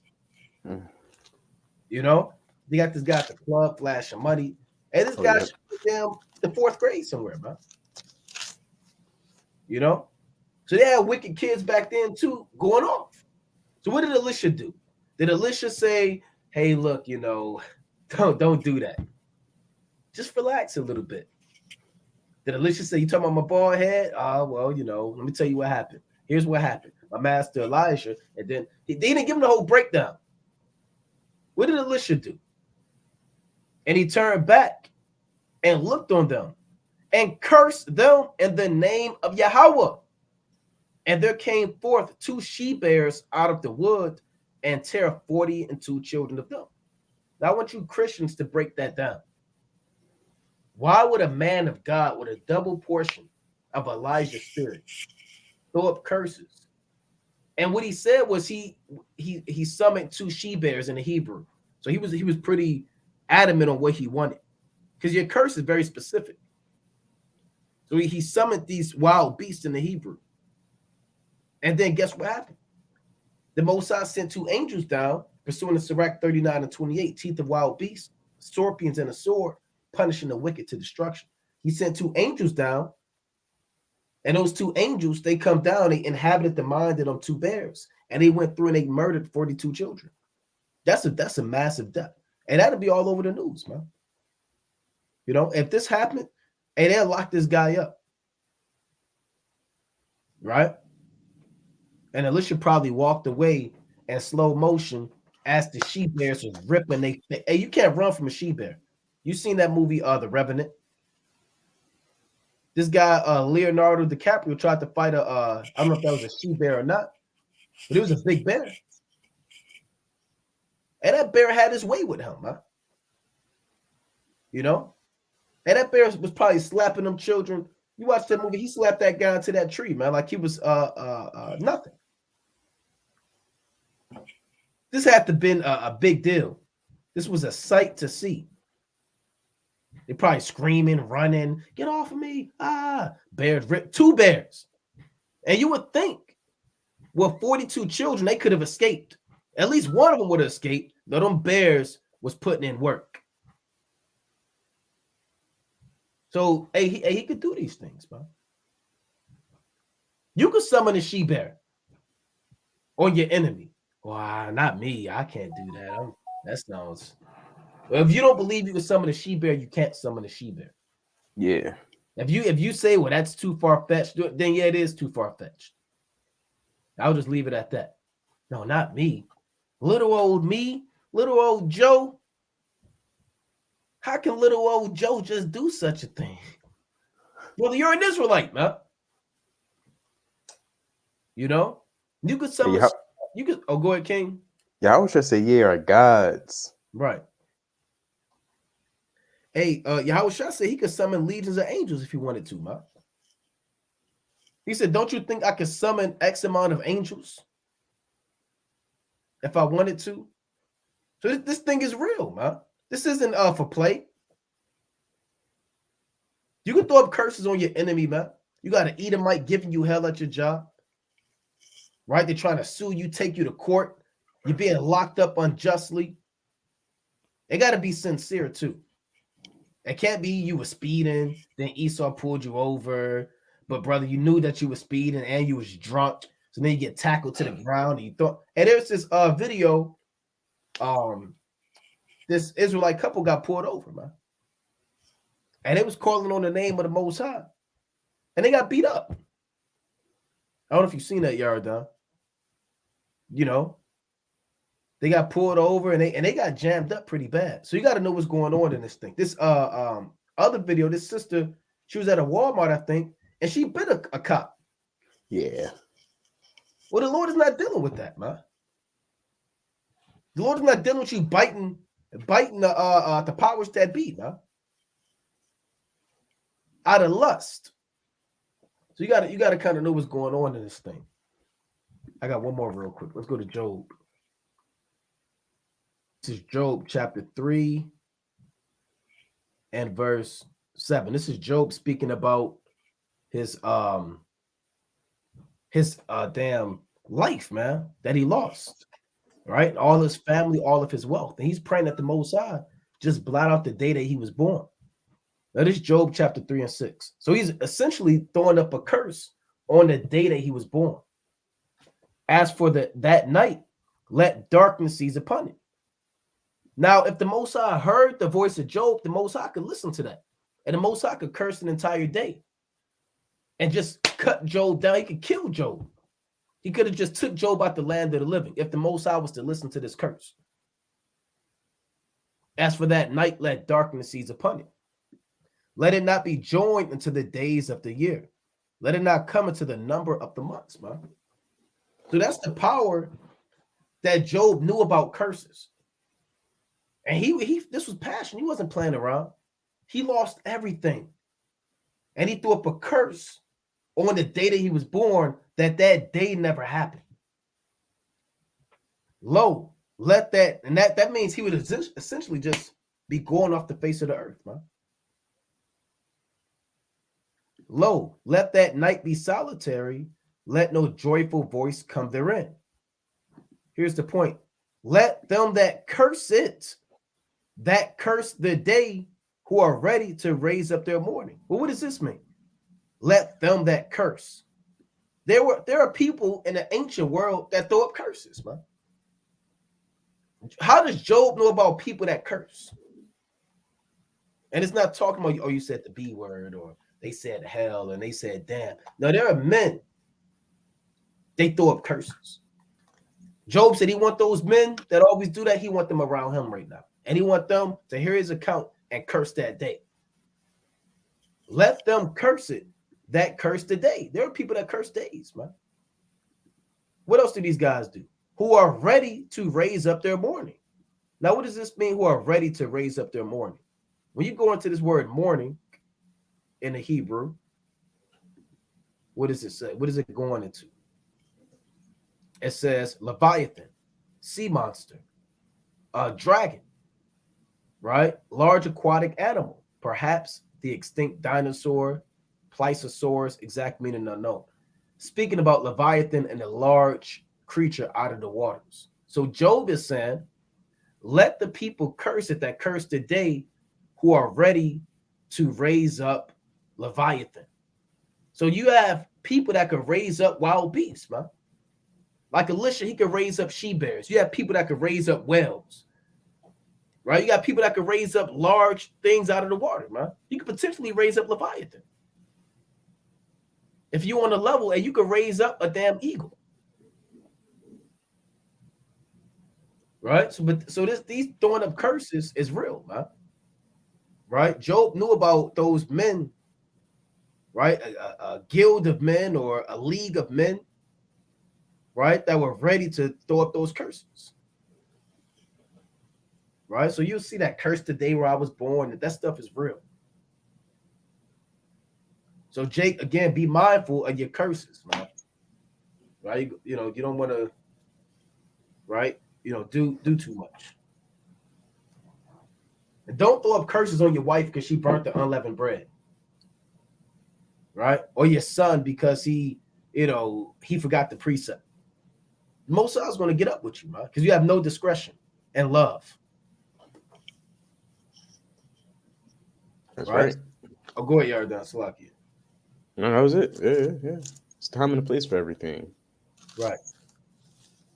It say he that curses mother and father in Proverbs 20, the Lord will put out his light in obscure darkness, paraphrasing. That's right. So, right. I mean, you had children in the ancient world just cursing their parents because they didn't get their way, because they couldn't go down by the river Jordan and play with their friends. Right. And they couldn't wrestle with the bear and the lion like the other mighty men, or they couldn't go to war, or they couldn't have unleavened bread for dinner and mandrakes. But kind of. Yeah, there's this account of this man throwing up curses on his mother. Now, this guy was in the truth for a while, right? And he kind of knew what was going on. He was pretty seasoned in this thing. And he ended up throwing curses up on his mother, right? Now, his mother was in the world, but something went down. They got into it, but, he ended up throwing curses on her. Then this guy fell out the truth, man. Right? That same year, he ended up falling out the truth. So you gotta kind of be mindful of what's going on in this thing. Right? You got to be mindful of what's going on in this thing. All right, so let's move on. Okay, from Ann Smile.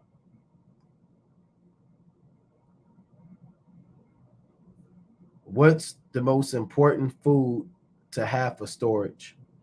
Besides water, should we get filters? How much ammunition should we have? Will camos have a safe haven for commandment keepers? Right? So you want to get into that, Yardan? You want to tackle it?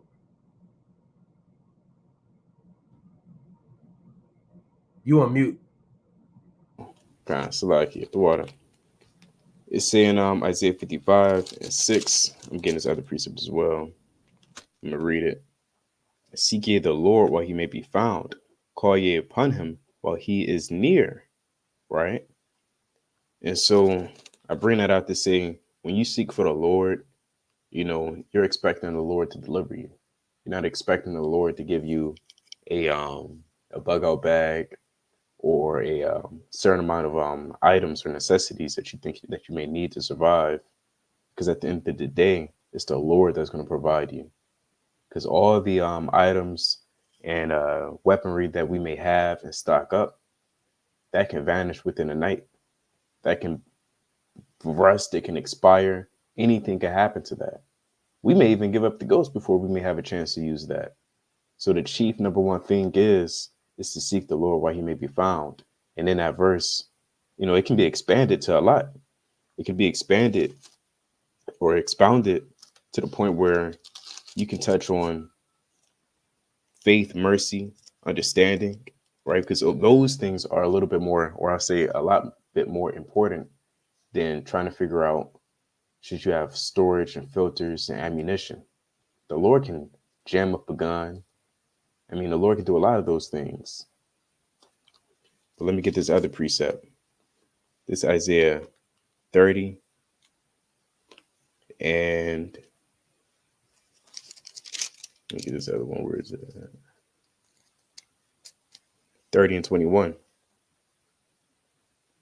I said verse 20. 30 and 20.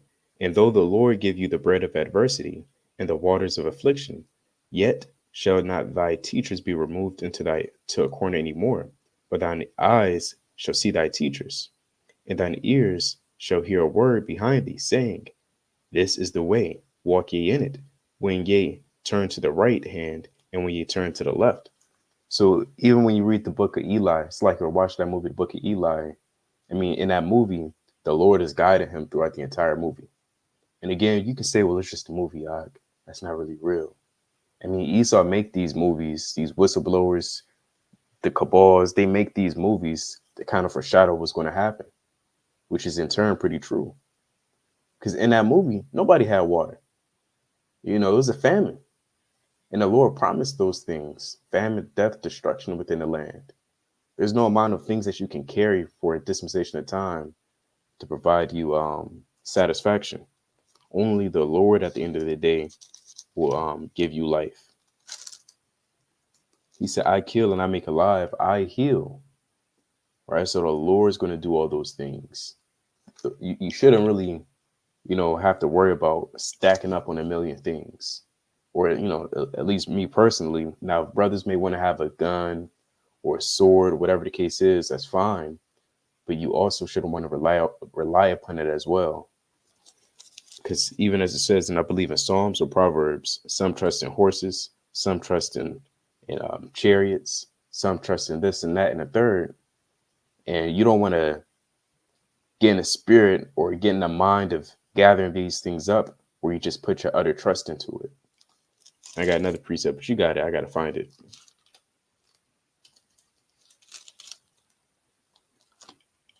You on mute, King. Yeah, so I mean, I mean, the most important food to have for storage. Should we get filters? How much ammunition should we have? I mean, you know, I'm trying to find the right way to say, what I want to say. Um, we're not here to answer that, right? We're not here to answer how many magazines and how many bullets you should have. And should you get filters or not get filters? That's not our job. Right? Let me get this precept real quick. Right? This is and I can say, well, I don't know what that is. Your job is supposed to tell me should I have 30 bullets or 31 bullets. Right? Let me get this real quick. This is Salakia. The book of, I believe I want this in Mark. Right? This is what Yahweh Shah said, right? This is on the level of this question, right? Let me get this precept in the book of, I believe I want Luke. This is Luke chapter 12 and verse 13, right? Luke 12 and 13. And one of the company said unto him, Master, speak to my brother that he divide the inheritance with me. So he asked him a question. Can you ask my brother to split the land with me? How much land should he get? How much land should I get? Right? Should he get this many trees? Should I get this many trees? How much fruit should he get? How much fruit should I have? Should he have the well? Should I get the well? Should he have 2 servants? Do I get 3 servants? So this wasn't a question that Yahweh Shai thought, that he needed to break down. Right? That's why, Luke 12 and 13. And one of the company said unto him, Master, speak to my brother that he divide the inheritance with me. Here's what Yahweh Shah said. And he said unto him, Man, who made me a judge or a divider over you? So pretty much, Yahweh Shah, he didn't come to do certain things that people thought that he came to do. He didn't come to say, okay, well, look, you take this amount of land. Okay, you take it here and you make sure you put it by the brook of water because the land is fertile over there. And then, okay, you tell your brother, you sign a contract. And then, no, he said, who made me judge and divider over you? Yahweh Shah, his job is to push this word, right? So what I can tell you, sister, I'm not going to tell. I don't know what the most important food for storage is. I don't know what else you should get besides filter and waters. I don't know if you should have 59 bullets or 69 bullets, right? I don't know if you should have a Glock 9 or a deuce, or I don't know, right? I don't know about a safe haven for commandment keepers.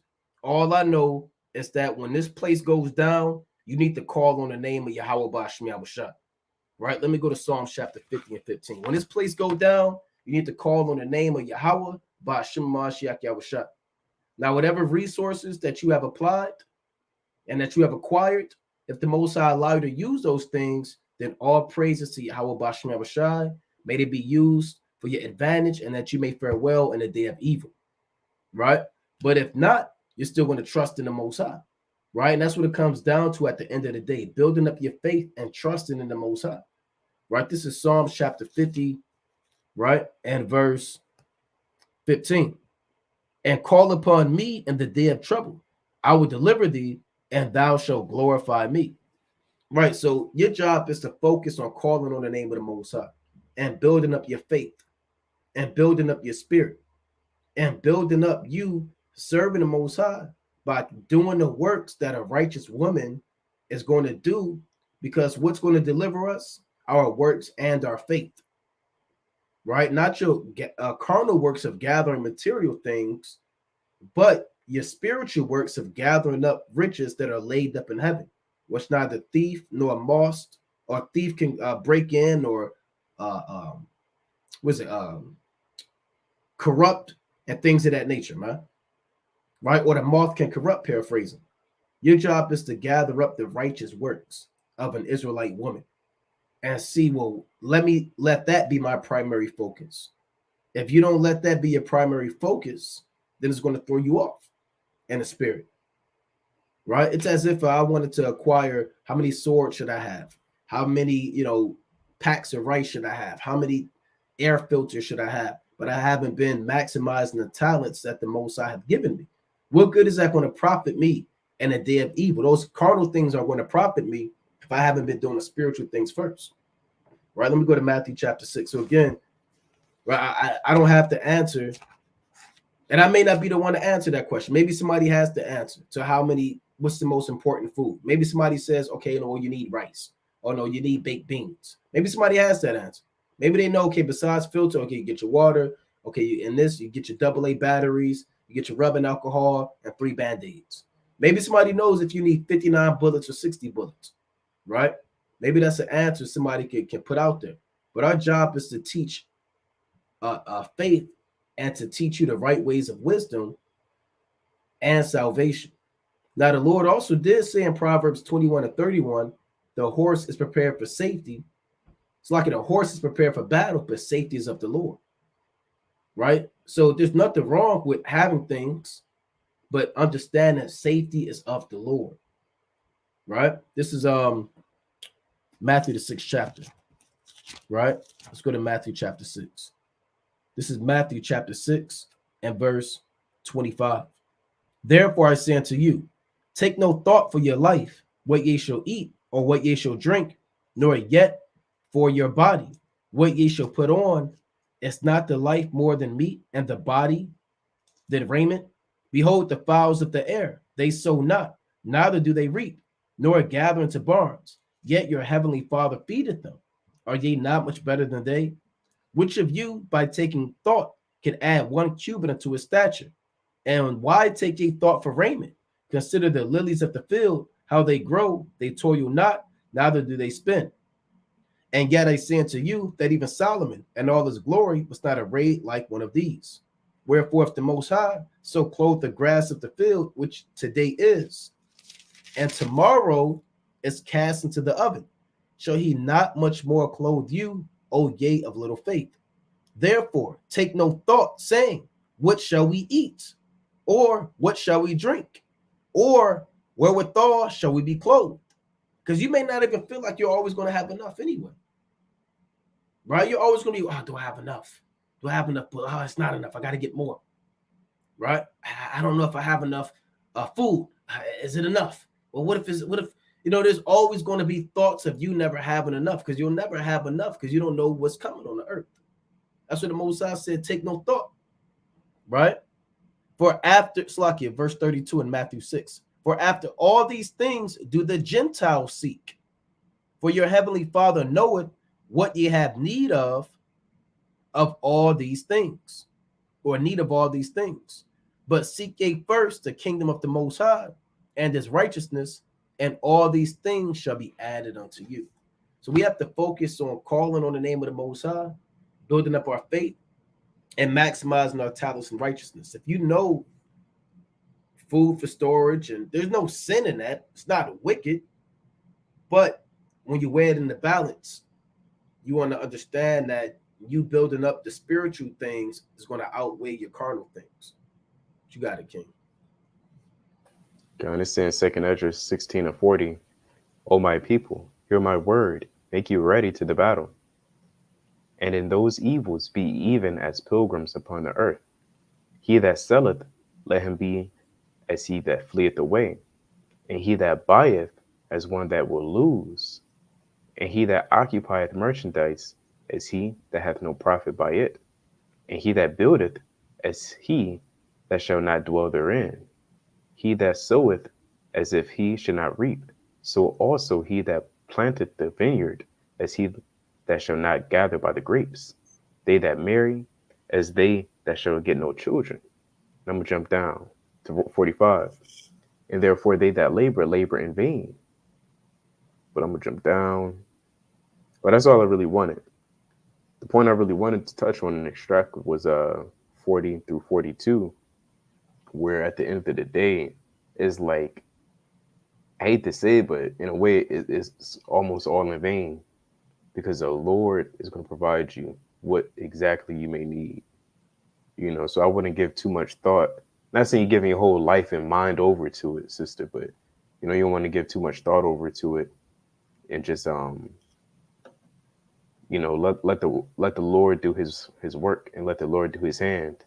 It also says in Sirach 11 and 14, life, death, adversity, riches, sickness, all those things are of the Lord. As far as I say, it's not wrong with having a sword. If Israel wants to have a sword, that's fine. That's kosher. That's fine. But as far as how many, once you try to figure out how many you may need, then it becomes vain, because you shouldn't need more than one sword or more than two, or whatever the case is, because you're going to eventually run out of bullets. you're gonna eventually run out of something. So that's why it becomes a bit vain. God. Yeah, and if you think that you're going to shoot your way into deliverance because you have the right quantity of ammunition, then you're going to be in for a rude awakening. You think Esau coming in shooting you, and then everybody else shooting you, they run out, but you got enough, and you're going to save yourself by the might of your bullet. Then that's not what this thing is about, right? Remember what the Lord told Peter. Right now, it's not a sin like Yaradan said, is to have a gun or have a sword or bow and arrow, crossbar, dagger, bow, whatever you want. But you got to understand what's going on in this thing, right? This is the book of Matthew, right? Chapter 26 and verse 50. Salakia. What Matthew 26. Bear with me.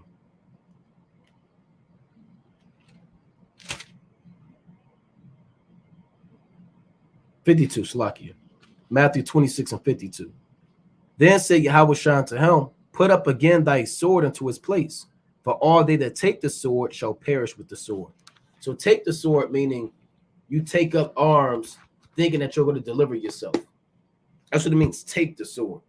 Doesn't mean you can't have a sword. The Lord allowed Peter to have a sword. He never said, Peter, you're wicked for having a sword. Right? These men rode with weapons on them. Right? Peter had a weapon. I'm led to believe all the apostles had a sword on them. Right? Especially Simon. Simon Zelotes, man. You know he had a weapon on him. You know Judas Iscariot had a weapon on him. Peter had a weapon on him. And the sons of thunder, they had to have weapons on them, man. They had to add things on them. But the Lord told them, don't make that your trust, man. Right? If you take it up and think you're going to deliver yourself, you're going to be in Jacob's trouble, like it's Call of Duty or a video game with somebody in your crosshairs as they rob your canned beans. That ain't going to happen, man. The Lord even said in 2 Ezra 16, they're going to take some of you and cast you out your house, man, and spoil your goods. Then should they be known who are my chosen, for they should be tried as gold is in the fire. Right? So again, yeah, you know, you got it. You got something else in this, Yaradan?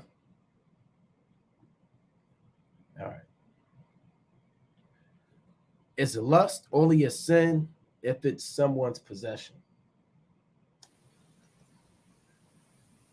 No. Right? If is lust only a sin, I would say no. Now, lust goes back to covetousness, which is idolatry, and that's what it's really about. Lust is idolatry, right? Because a key example is Tobias. Remember when Tobias was marrying Sarah, he said, I take not this woman out of lust, but uprightly, that we may grow age together. Now, Sarah wasn't anybody's possession. You know, she was already given to Tobias, and the instruments of covenant was signed. But you could still lust in the fashion of concupiscence, a lasciviousness. That's all lust, right? So let me get that real quick. Right, let's go to the book of Tobit, chapter 8. Right, this is Tobit, chapter 8, and verse. We'll start at 5. Tobit, chapter 8, and verse 5. I believe that's what I want. Right. Then began Tobias to say, Blessed art thou, O God of our fathers, and blessed is thy holy and glorious name forever. Let the heavens bless thee and all thy creatures. Thou madest Adam and gavest him Eve, his wife, for an helper and stay. Of them came mankind. Thou hast said, it is not good that man should be alone. Let us make unto him an aid like unto himself. And now, O Lord, I take not this my sister for a lust, but uprightly. Therefore, mercifully ordain that we may become aged together. Right? Because a woman, Salakia, a brother could take a woman out of lust to be his wife, man. just for sex, just because he just wants to know her. I'll put it like that. He just want to get his rocks off. He just want to freak off. He just concerned about the outward appearance, right? He just wants to fulfill his desires of laying down with a woman. That's also lust. Rather, this woman is under her father's possession, rather her father's alive, rather her father's dead, rather she's, whatever the case may be, right? So you can also lust after a sister that may not be single or may not be under her father's possession. And you could lust after a woman that's belonging under her father's possession, or that's betrothed or actually married to another man. And that lust is just not lust. That's also adultery.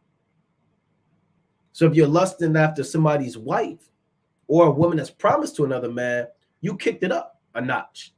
So not only is it lust, but it's covetousness. Not only is it covetousness, it's idolatry.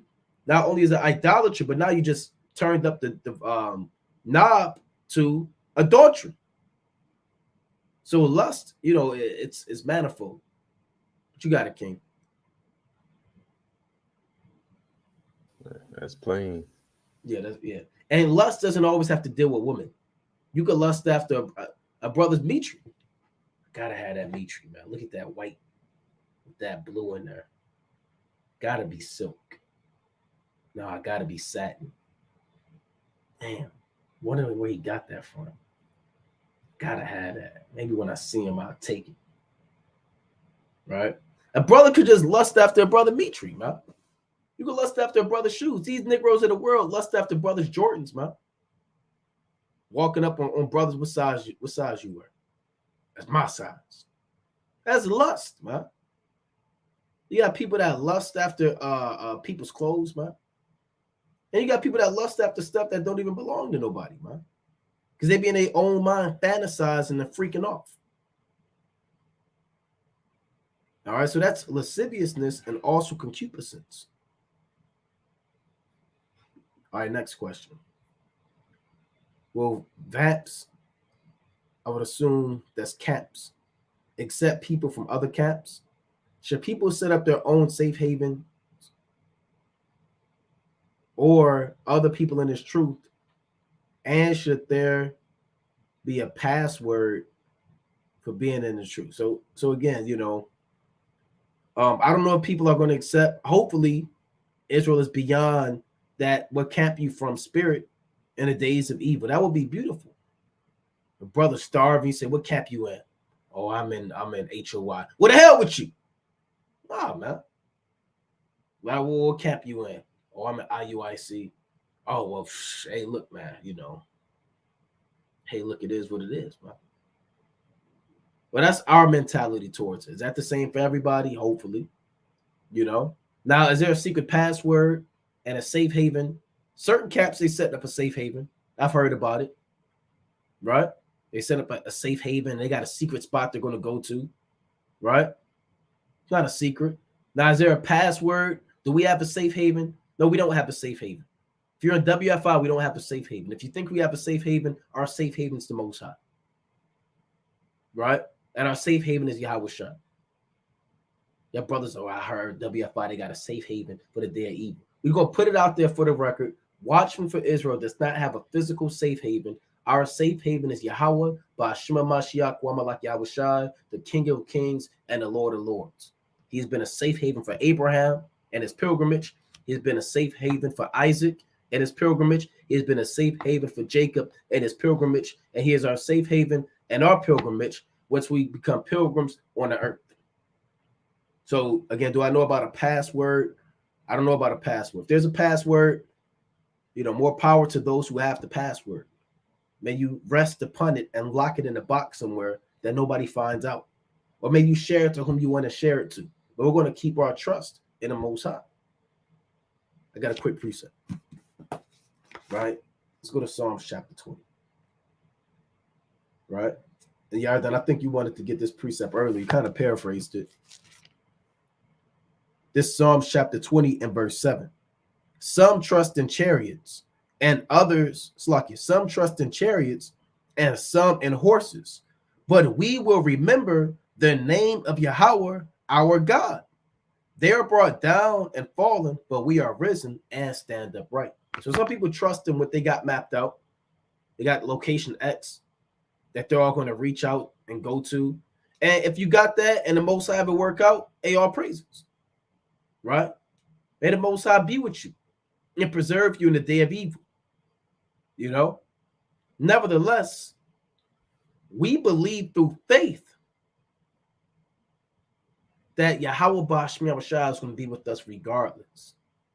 That's where our faith comes in and our trusting in of the Most High. Because there's no scripture that says, okay, you get your safe haven and your password and you flee and you go to that spot. That go back to the first question, man. Fleeing for your own security. You got to know what this truth is about. And you can't trust in man and you can't be carnal. Your faith has to abound. Right? There's nothing wrong with knowing that you need to pray for more faith. I need to pray for more faith. We all need to pray for more faith. The apostles, like we always say, they walked with Yahweh Shah and they asked the Lord for more faith. That's the spirit of open rate to it. This is Luke 17:5. And the apostles said unto the Lord, increase our faith. And they walked with Yahweh Shah. There's 17 chapters into Luke, and they're asking for more faith. Right? So that's something that we should definitely want to make our primary focus in Israel, is keeping our faith built up, that we may be able to withstand the evil time.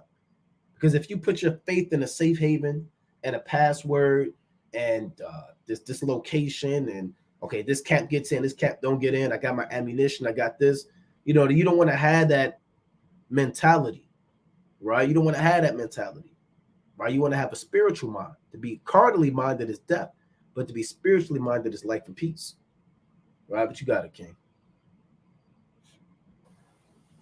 That was all I had. Yeah, I never heard of the password.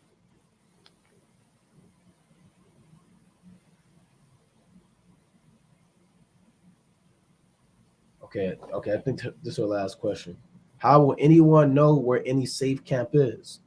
Why aren't we more organized than this in case of stuff hitting the fan? So Oh, I want to say, they say, let me finish real quick. Why does a Sakari, IUIC, or WFI have an offline safe line so people can help live? Right? You got it, King. it's saying Ecclesiastes chapter 9, verse 11. I returned and saw under the sun that the race is not to the swift, nor the battle to the strong, neither yet bread to the wise, nor yet riches to men of understanding, nor yet favor to men of skill, but time and chance happeneth to them all. For man also knoweth not his time, as the fishes that are taken in an evil net, and as the birds that are caught in the snare. So are the sons of men snared in an evil time, when it falleth suddenly upon them. So at the end of the day, nobody truly knows how things are going to plan out. Therefore, it'll be somewhat vain to orchestrate something to that great magnitude of having multiple camps or even two camps formed together to prepare for an impending doom. Because the Lord, even as the Lord shut down the works of Jeroboam, trying to go to Tarshish, having those two ships in Chronicles, the Lord can do the very same thing with us as well, trying to form an alliance. And there's nothing wrong with having an alliance or being with brothers in that day, but to go as far as to orchestrate a huge alliance on a certain day, it is vain. And I say it's vain because no man will even know the hour or the day. Right? The Most High can bring you all the way to Cali. He may move you to Cali next week, or he may shut down one camp next month. There is no true telling on how the wind will blow, as they say in the world. So to orchestrate something that big is not only time consuming, but I believe it shows our lack of faith in the Yahweh Shemel Shai. Because at the end of the day, the Lord didn't say man and man, the greater in numbers, you should be delivered. but by the hand of the Lord you're going to be delivered. I want to bring out this in Psalms 121.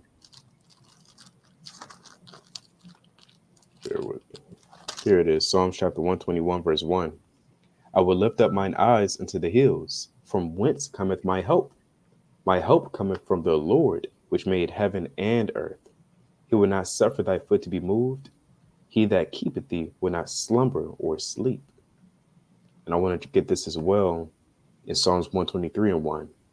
Unto thee lift I up mine eyes, O thou that dwellest in the heavens. Behold, as the eyes of servants look into the hand of their masters, and as the eyes of a maiden unto the hand of her mistress, so our eyes wait upon the Lord our God, until that he have mercy upon us. Yeah. So that's all I really had. Yeah. Mighty precepts. All right, moving on. What seal are we living in now? We're going to two-part this question. And what seal is Jacob's trouble? So right now, you're living in the fourth seal. And the fifth seal is the time of Jacob's trouble. The seals are found in the book of Revelation, the 6th chapter. Right? And we'll be brief. Right? Yeah, now you want to go first? You want me to get this? I'm here. It's saying Revelation chapter 6, verse 7. And when he had opened the fourth seal, I heard the voice of the fourth beast say, Come and see. And I looked, and behold, a pale horse. And horses in the scriptures represent power and strength, according to the book of Job. And his name that sat on him was Death, and hell followed with him. And power was given unto him over the fourth part of the earth. And that's what we're seeing in these last days, nothing but hell, death, and destruction, turmoil. Because with death and destruction comes turmoil, pain, anguish, sorrows, etc. To kill with the sword, and with hunger, and with death, and with the beast of the earth. Right? The conditions that we're in right now, that's the fourth seal. Everything we're going through, our people are going through. Remember, we're still in captivity and slavery. However, when you read in verse 9, and when he had opened the fifth seal, I saw under the altar the souls of them that were slain for the word of God and for the testimony which they held. Right? And this transcends or translates over to Jacob's trouble. Right? And because we don't see our people being slain by the name of the Lord publicly on a great grand level as they did in the ancient world, right? That's a huge indicator alone that we're not in the fifth seal because we're not being slain, right? There hasn't been a huge, televised situation where they just start cutting Israel down and slaying us. You know, I've had certain dreams, and I've heard other brothers had dreams where they start slaying the true Israelites down in America on a great level. They was chopping off the heads. They were just utterly slaying us. And those days have not come yet. Con. This Second Ezra chapter 16 and verse 70. For there shall be in every place and in the next cities a great insurrection upon those that fear the Lord. So no matter where you dwell at, you could dwell in Slovakia, you could dwell in LA, you could dwell in Seattle, you could dwell in Miami, you could dwell in Boston, you could dwell in Baltimore, you could dwell wherever. The Most High is saying that in every place and in the next cities, there's going to be a great insurrection upon those that fear the Lord. The word insurrection means an overthrow of a government. So the true government that's going to be overthrown, it's not the Democrats or Republicans. The true government is the body of men that are going to run the nation of Israel and the world to come. So you're looking at the government be established with the different brothers that are set up in various offices throughout the nation, right? They're the government of the Most High. Now, the Lord said the insurrection is going to be by the hands of the so-called white man. They're going to try to overthrow the kingdom of Israel that is being made manifest on the earth, right?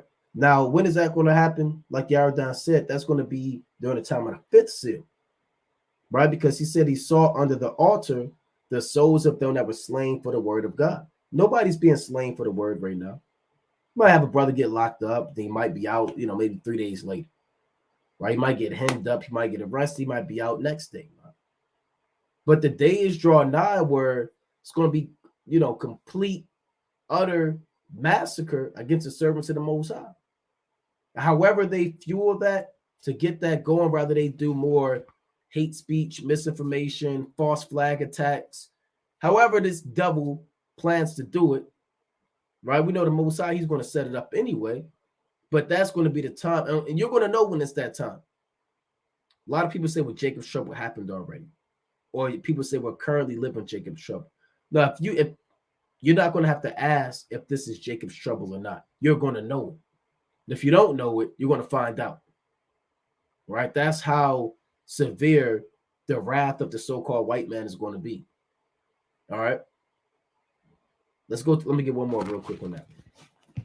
It's the book of Matthew, chapter 24, right? And verse 21, right? It's the book of St. Matthew, chapter 24, and verse 21. For then shall be great tribulation, such as was not since the beginning of the world to this time, no, nor ever shall be. And except those days should be shortened, there should no flesh be saved. But for the elect's sake, those days shall be shortened. So again, the Most High is telling you, in those days, in the time of the fifth seal, it's going to be so bad, it would seem like no flesh is ever going to be saved. So the Most High got to cut the time short, because if you let the time continue, nobody would make it out. Not so much bloodshed is going to be on the earth during the days of Jacob's trouble and also in the days of war. Right? So Jacob's trouble is the fifth seal. World War III being at its damn near climax is the sixth seal. And the end of World War III is the seventh seal. Right? And Yahushua returns to the time of the seventh seal. And the seventh seal opens up the seven trumpets. When the seven trumpets begin to blow, that is the end of World War III, and the nuclear missiles start raining and hitting the earth. When the seventh trumpet blow, the last trump is when Yahushua returns. So that's how that sixth seal and that seventh, or that fourth, fifth, sixth, and seventh seal work. You got something on that, Yardan? Okay, no. All right, let's go back. Okay, Con.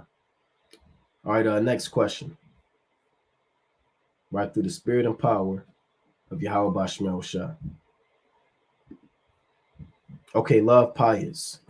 Please break down Sirach chapter 16 to 10. 60,000 men. All right, let's deal with it. Let's go to Ecclesiasticus chapter 16 and verse 10. Nor the 600,000 footmen who gathered together in the hardness of their hearts. So the 600,000 footmen is speaking about Israel that came out of Egypt with Moses.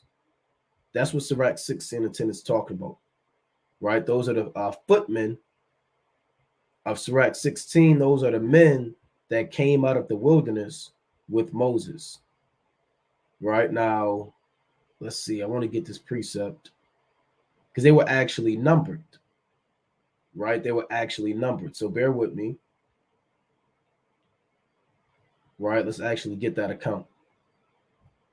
When they came out of Egypt, bear with me.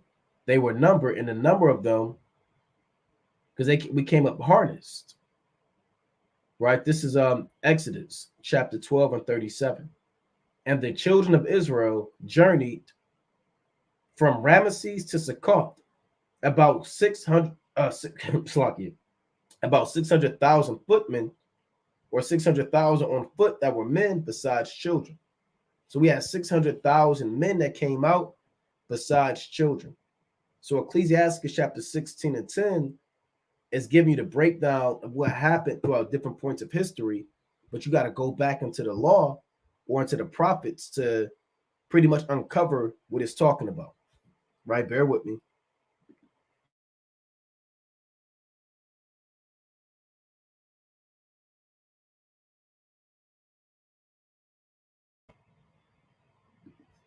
All right, so let's move on. Let's move on. All right, Yaka. We kind of covered this. Is it wrong to have a weapon during Jacob's trouble but not trust in it? There are different opinions about it. Also, will we be able to somewhat prepare for Jacob's trouble or no through what? So we pretty much answered this. It's not a sin, right? If you put your trust in it and think it's going to deliver you, you're going to stumble and fall, right? Are you able to somewhat prepare? Again, it's not a transgression to prepare. Again, the Lord said a horse is prepared for safety. I mean, battle, but the safeties of the Lord. All right. So let's see. Next question. HBK and Shalom King. I'm sure Eve's childbirthing pains will be loosened in the kingdom. But what about thy desire shall be to thy husband? Will this still stand in the kingdom? Genesis chapter 3 and 16. Let's see. HBK and Shalom King. Okay. All right. This is one question. Let's read this again.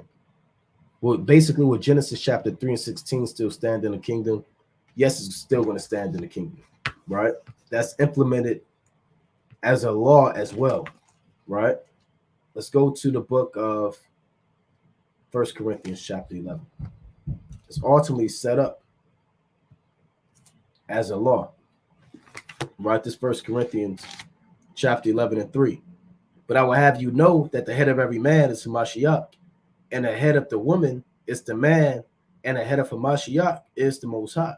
So that rank, instruction, order is still going to be there in the kingdom.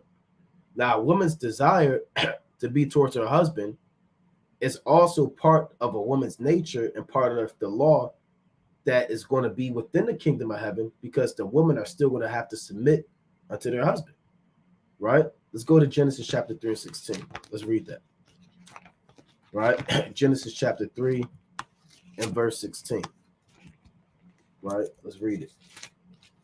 And remember, the laws are going to be in our inward parts, right? They're going to be in our inward parts. It reads, bear with me. Unto the woman he said, I will greatly multiply thy sorrow and thy conception. And sorrow thou shalt bring forth children, and thy desire shall be to thy husband, and he shall rule over thee.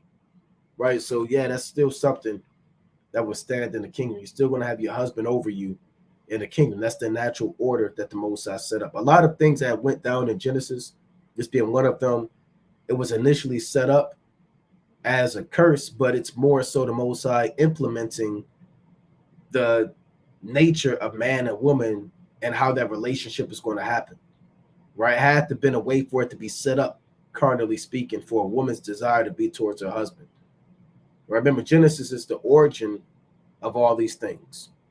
Like a woman being a helpmeet, right? A woman is a natural aid and a helpmeet to her husband anyway. That's what the Most High said in Genesis chapter 2. Right? That's what Tobiah says. She is an aid. So it's not as if, that's not going to fly in the kingdom.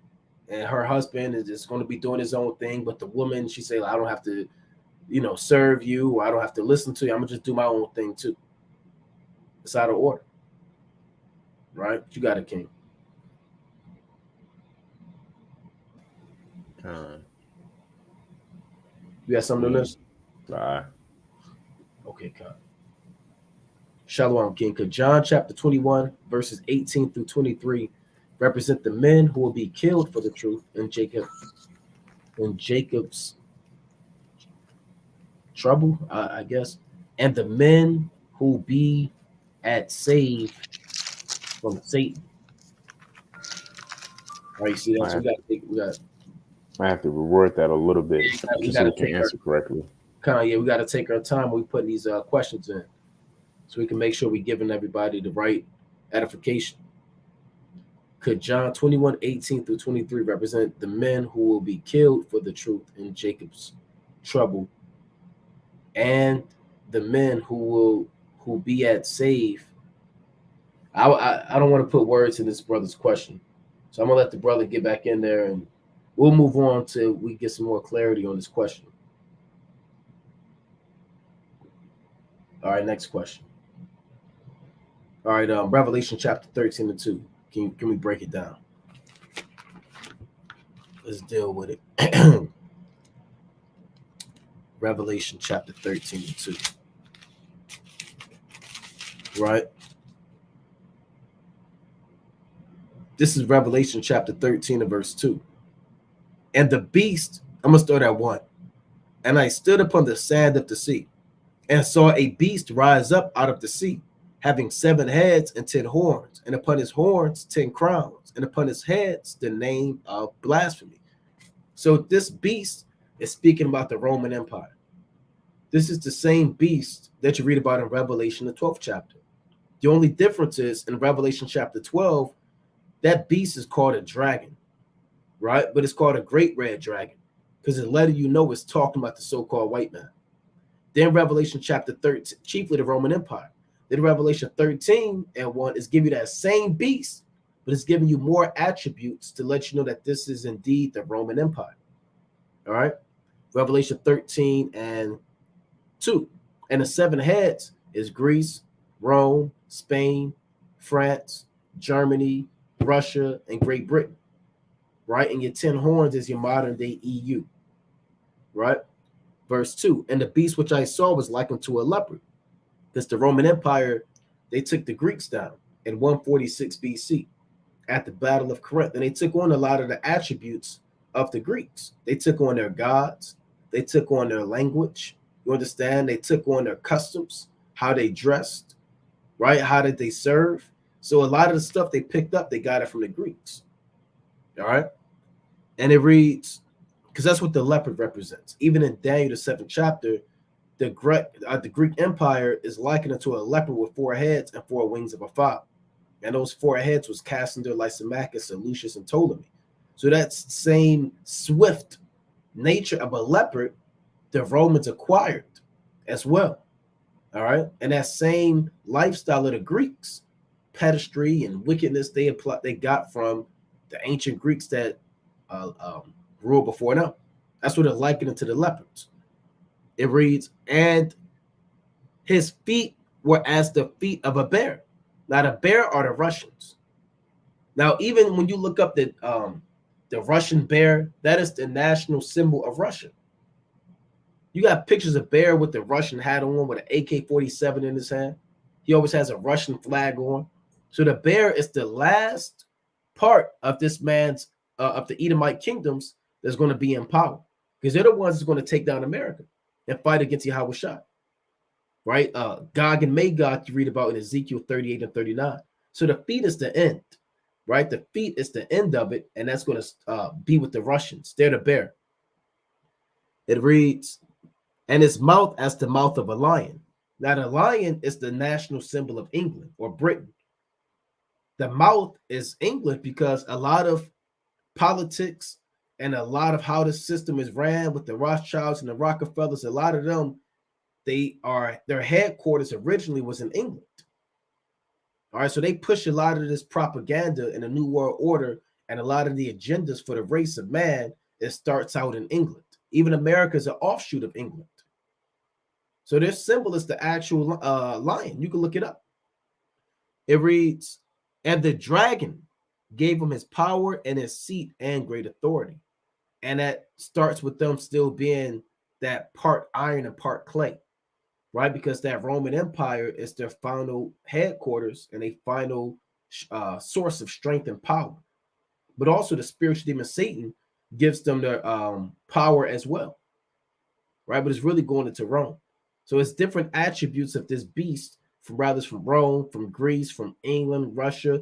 And they also pick up traits of Spain and other parts of the earth to be what they are today. Right? You have something else in that, King? No, no, you covered it. Okay, Con. Okay, from Jay. Shalom. How do you all deal with depression and this truth? You want to deal with that one, Yaradon? Kind. So yeah, there's some times I'm sure all Israel may have felt some type of sorrow, heavy sorrow. right? Nobody up here is David where they mighty all the time, but in reality, David wasn't mighty all the time. There's times where he may have felt sorrow, and he expressed that in the Psalms as well, along with Jeremiah, the weeping prophet, even Esdras. I got a precept I'm gonna pull out real quick. Second Esdras, chapter 2, verse. I get first Esdras.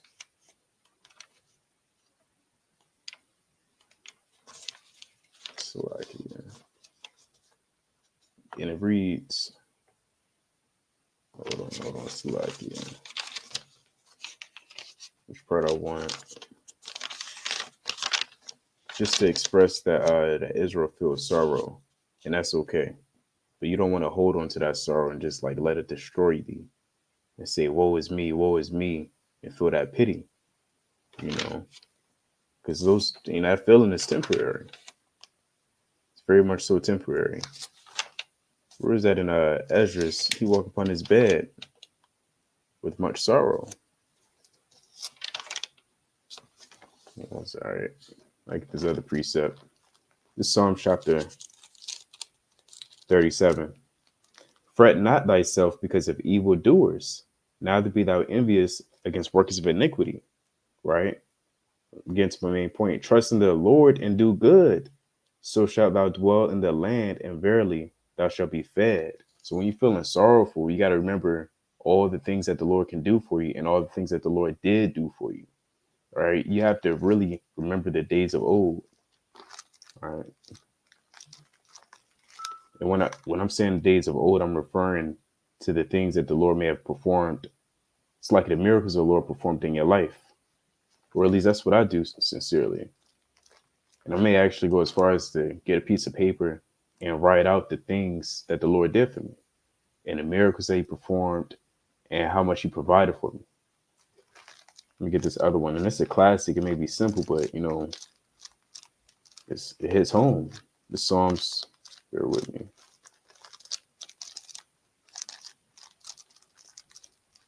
Psalm chapter 23 and verse 1. The Lord is my shepherd, and I shall not want. Right? He maketh me to lie down in green pastures. He leadeth me besides the still waters. He restoreth my soul. He leadeth me in the paths of righteousness for his name's sake. And yea, though I walk through the valley of the shadow of death, and the valley of the shadow of death is Babylon, America. Because when you're in the valley of shadow of death, you're going to feel nothing but sorrow and a lot of anguish and pain and hurt. Tobit could even enjoy the feast day because he had to remember the prophecy of Amos, right? That you shall mourn bitterly as you perform your feast. Let me get that in the book of Tobit, the 2nd chapter. And it reads, verse 7, therefore I wept, and after the going down of the sun, I went and made a grave and buried him. Verse 6, remembering that prophecy, as he said, your feast shall be turned into mourning, and your mirth into lamentation. So it's going to be times where we're going to feel sorrowful, and that's okay. And I keep saying that's okay because there is a time and a place for everything. There's nothing wrong with shedding some tears. All right. Get this other one. Even Jeremiah said, I believe, I made my bed. It's like I want to wing it. What's that? I made my you a mute, King. You got Jeremiah 9:1, and I believe in Psalm 6, David said his couch made wet with weeping. Paraphrasing. That's what I wanted. What in Jeremiah 6 and 6? I am weary with my groaning all the night. I make my bed to swim. I water my couch with my tears. And this is the mighty man David, right? David was a mighty man who slain hundreds, right? He set up Israel in order, and he was a mighty, mighty man. But yet you still see him, expressing his sorrow and his anguish being in his captivity.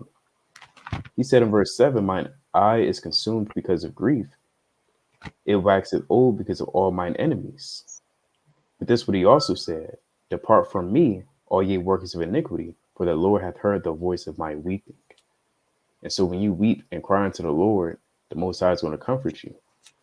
And sometimes the Most High may want you to feel sorrow so you can know that he has your back.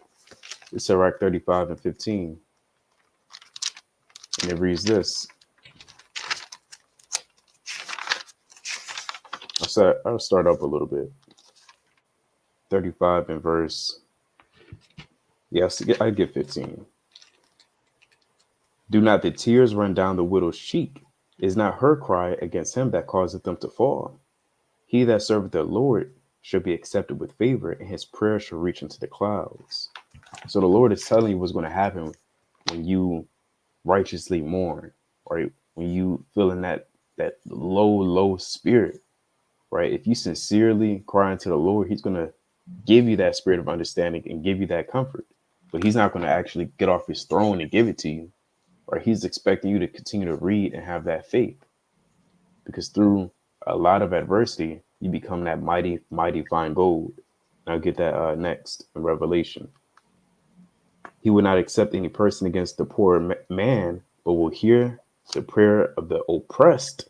And that's us in captivity, being in the valley of the shadow of death, right? We're oppressed all the day long. Now I'm going to jump down to verse 16.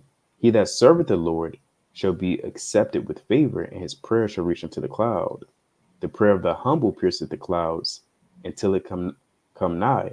He will not be comforted and will not depart until the Most High shall behold to judge righteously and execute judgment. And even Yahushua said, bring your head up, your salvation draweth nigh. Your redemption is near.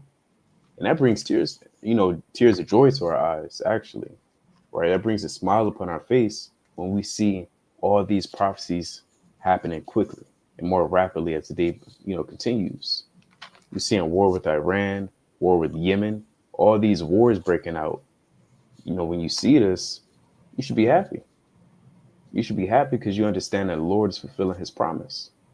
Therefore, you knowing that the Lord is hearkening to Israel and did not forget us.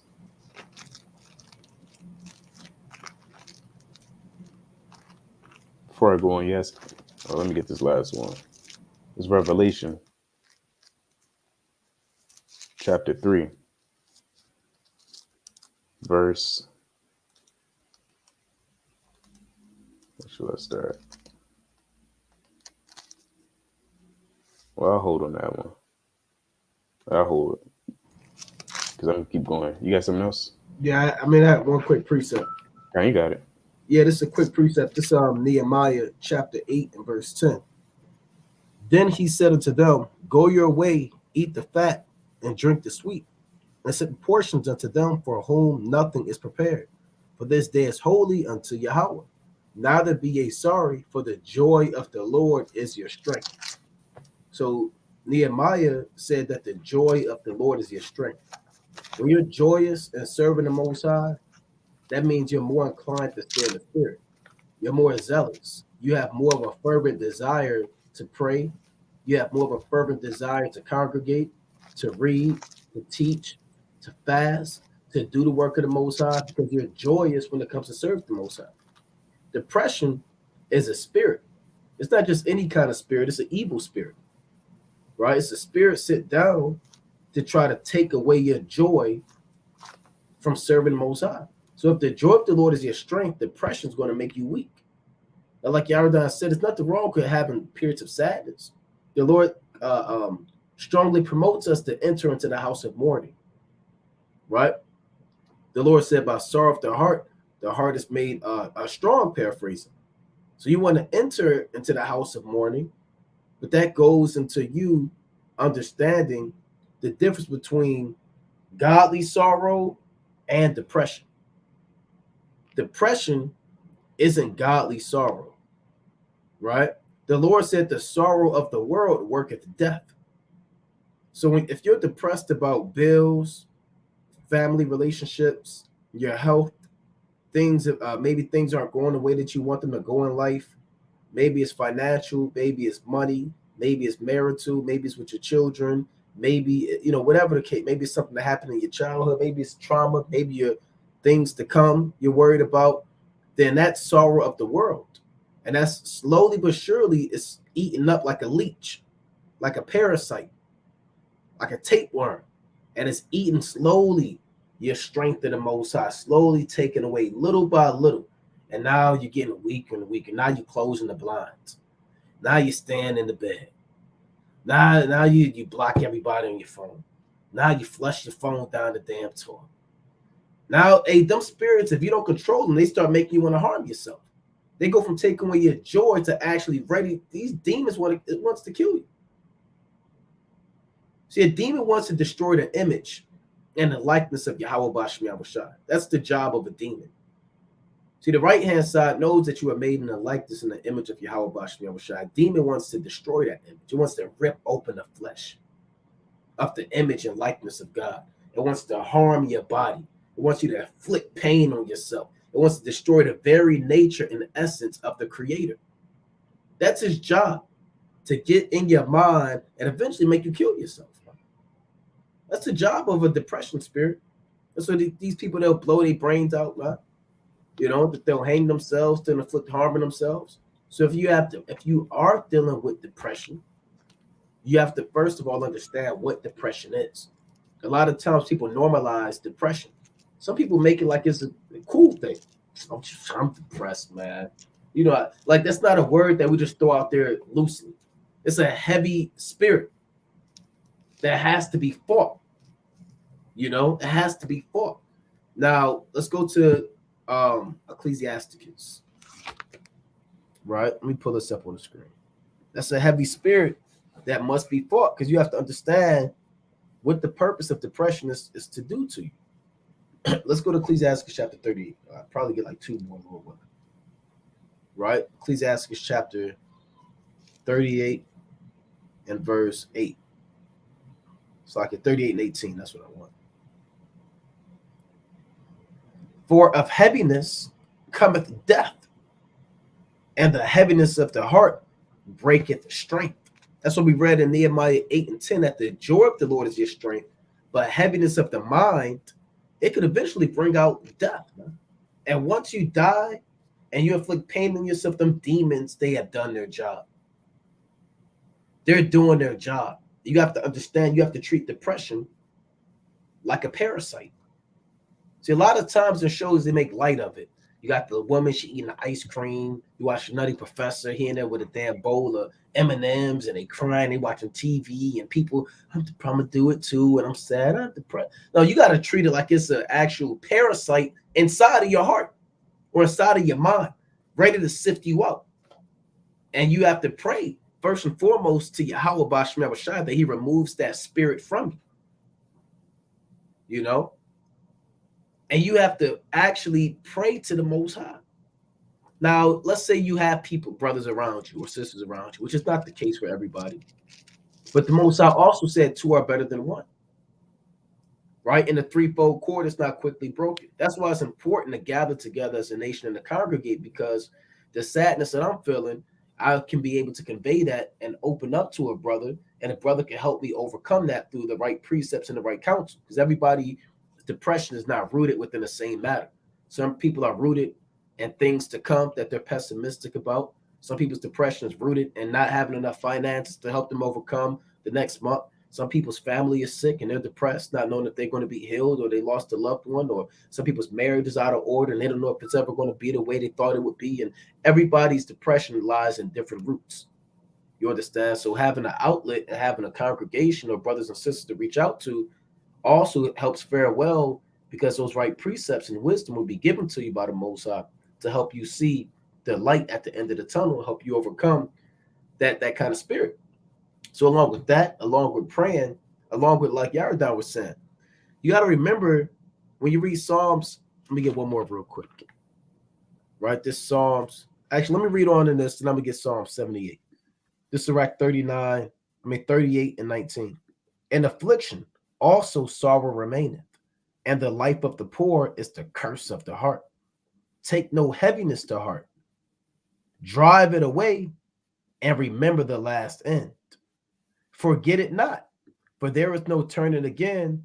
Thou shalt not do him good, but hurt thyself. So you have to drive it away The same way Raphael, the archangel, drove away Asmodeus into the uttermost parts of Egypt and bounded him up, man. You gotta drive it away like you drive away a thief, like you drive away a burglar, like you drive away an Edomite coming into your temple, man. Drive it away and don't take heaviness to heart. So a lot of times, Jake, you stay in your own mind, and depression comes from you overthinking, right? That's why it says in Sirach 30 and 21 on down, give not thy heart to sorrow, paraphrasing. Great. So a lot of stuff that negatively affects you, don't take it to heart, man. It's supposed to have supposed to build up. You may not have it now, but you should be building up a numbness, for lack of better terms, to certain things. Right? For lack of better terms. So when evil befalls you, you're accustomed to know how to deal with it through the scriptures and through faith. So the more faith you have, the less inclined you are to be depressed, because you believe that the Most High is going to help you overcome that situation despite how hard it may be. A lot of people with little faith, they're depressed because the things that may befall them, that demons cloud in their mind to make them forget about the righteous works of the Most High. Right? And that's why I want to get Psalms chapter 78. Right? So depression is a heavy, severe spirit that must be addressed. Right? Psalms, right? Chapter 78 and verse, let's see. Is that what I want? Right, bear with me. 77, Salakia. This Psalm chapter 77 and verse, this whole thing is good, man. I'm not going to read the whole thing, but I'm going to start at verse 1. Psalm 77 and 1. I cried unto the Most High with my voice, even unto the Most High with my voice, and he gave ear unto me. And the day of my trouble, I sought the Lord. I'm going to read that again. See, a lot of people, they seek pills. You go to Esau for your depression, take 3 pills of Zoloft, right? 3 pills of Zoloft, and take 3 Xannies, and take 3 damn whatever they making up nowadays. Man, you start taking them damn pills, you'll be finished, man. Then you go to Esau, you hold up a sheet of paper. What does this look like to you? We call it an ink blot test. What does this remind you of? Right? You sit up there trying to figure out what it reminds you of, man. You're spending $300 a session to talk to one of the nations. No, David said in verse 2 in Psalm 77, in the day of my trouble, I sought the Lord. My soul ran in the night and ceased not. My soul refused to be comforted. So this could be you being refused to be comforted, right? I remembered the Most High. Here's how he got out of it. I remembered the Most High and was troubled. I complained, and my spirit was overwhelmed. Salah. Thou holdest mine eyes waking. I am sore troubled that I cannot speak. And some people get depressed, don't want to talk to nobody. You don't want to see no damn daylight. You're overthinking, right? You're afflicting yourself in your own counsel. Verse 5. I have considered the days of old, the years of ancient times. I called to remembrance my song in the night. I commune with my own heart, and my spirit made diligent search. So you got to start thinking about not how bad things are, but think about how good the Most High can have things be for you, based off of what he has done to our fathers and for our forefathers. That's why it's very important to read and meditate on these works, because a lot of situations you'll find yourself in, you can be delivered from peril and thoughts of turmoil if you remember what the Most High did to our forefathers. The Lord delivered Lot, Daniel, Hananiah, Azariah, Mishael, Mordecai, Esther, all of the Jews, Susanna. You got to remember these accounts. The Lord delivered our people from financial distress. Joseph was in prison. He became the richest man in all of Egypt. You got to remember things like that. You got to remember precepts. The Lord said it is an easy thing in the sight of the Lord to make a poor man rich. Certain precepts in the accounts you got to remember. Okay, I'm dealing with financial depression. Don't let that demon block your mind from remembering these accounts.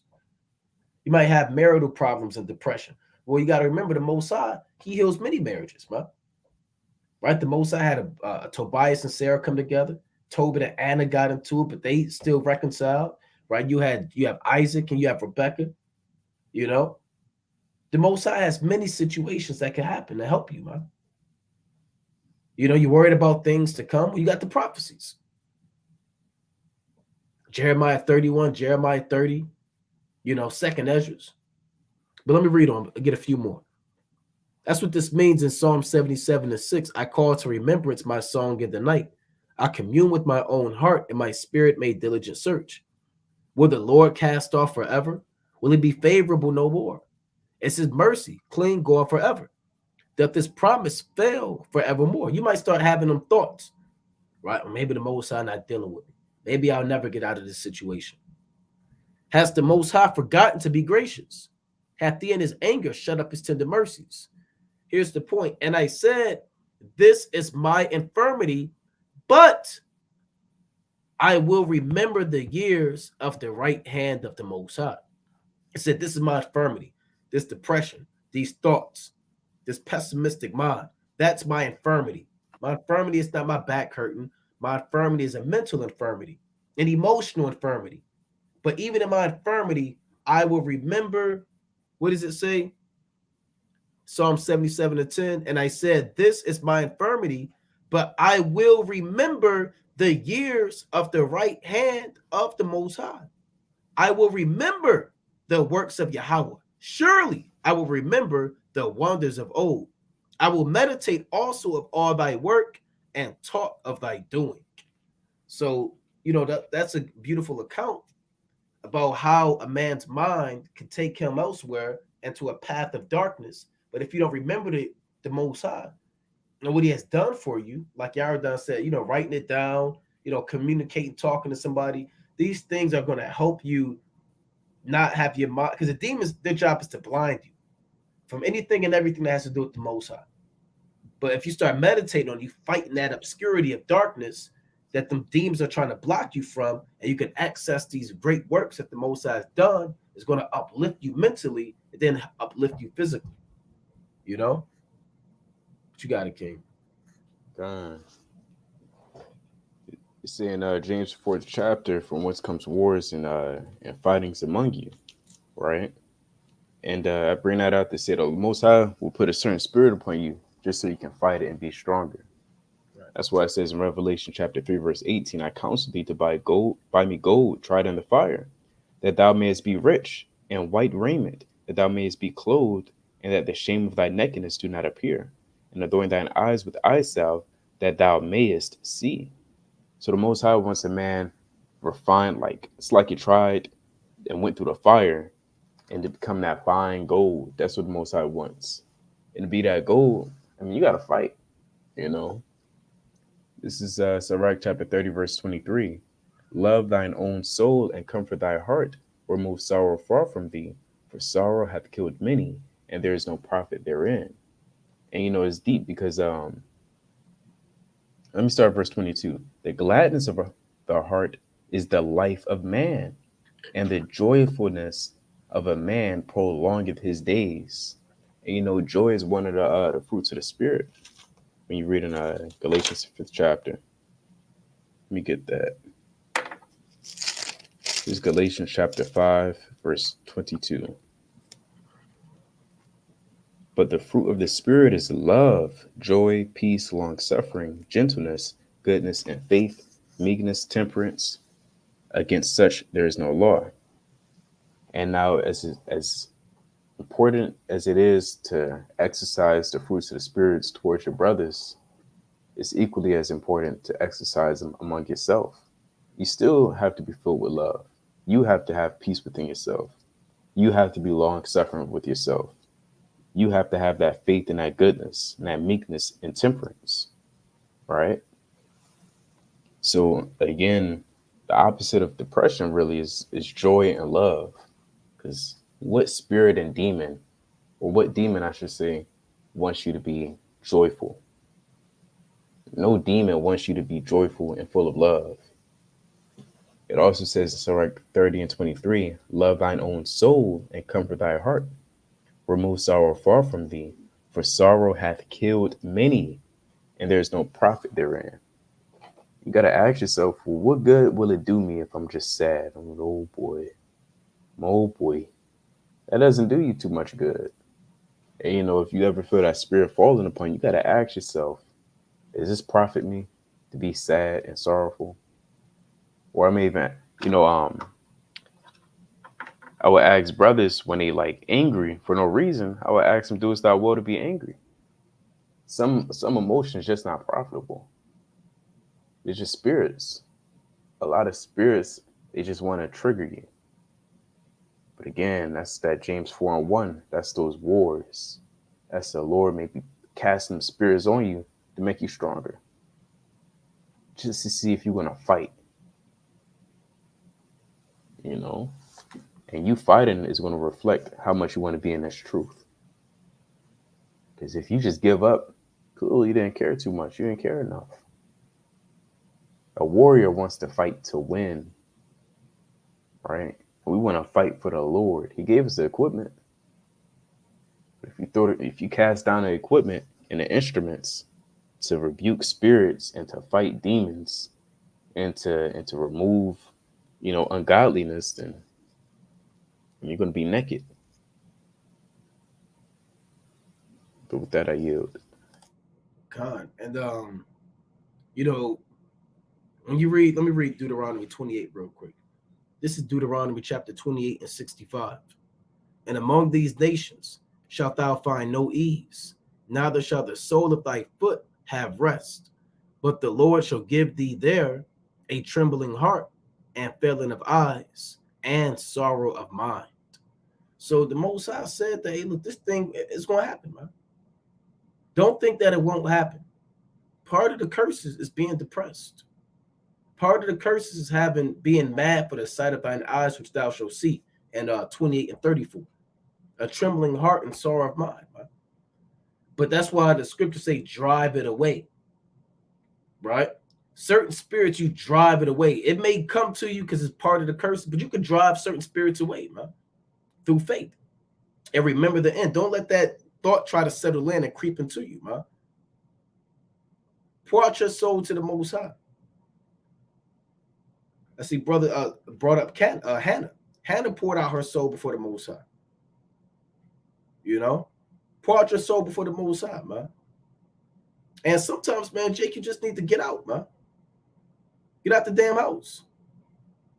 You might have a hobby. You might have a favorite movie. It might have to be a pastime. It might be a favorite book. It might be a favorite show. It might be, of course, something righteous, nothing off. But, Jake, sometimes you just need to get your mind off of that, man, for a minute.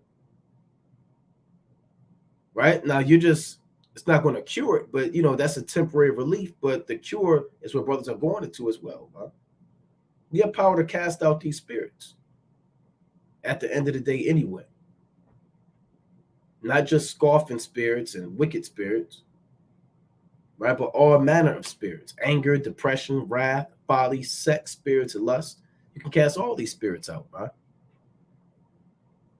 Right? But when you're in your own mind all day, you sit down in a corner and you bound up your own hands with a damn rope with your teeth, right? After you bound up your foot and you just sit there bound up in your own mind, well, brother, you're just asking to get beat down. No tying yourself up and then hiring somebody on the internet to come and tie your hands up, man. Right? And then you just sitting up there trying to figure out what's going on. Ask them to turn the lights off.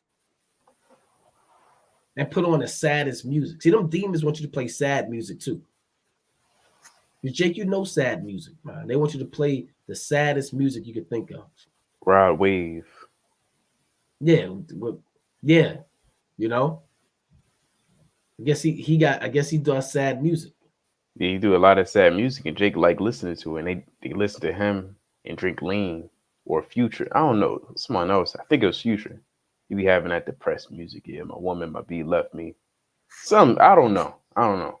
But yeah, Jake listened to sad music to evoke that spirit. Yeah.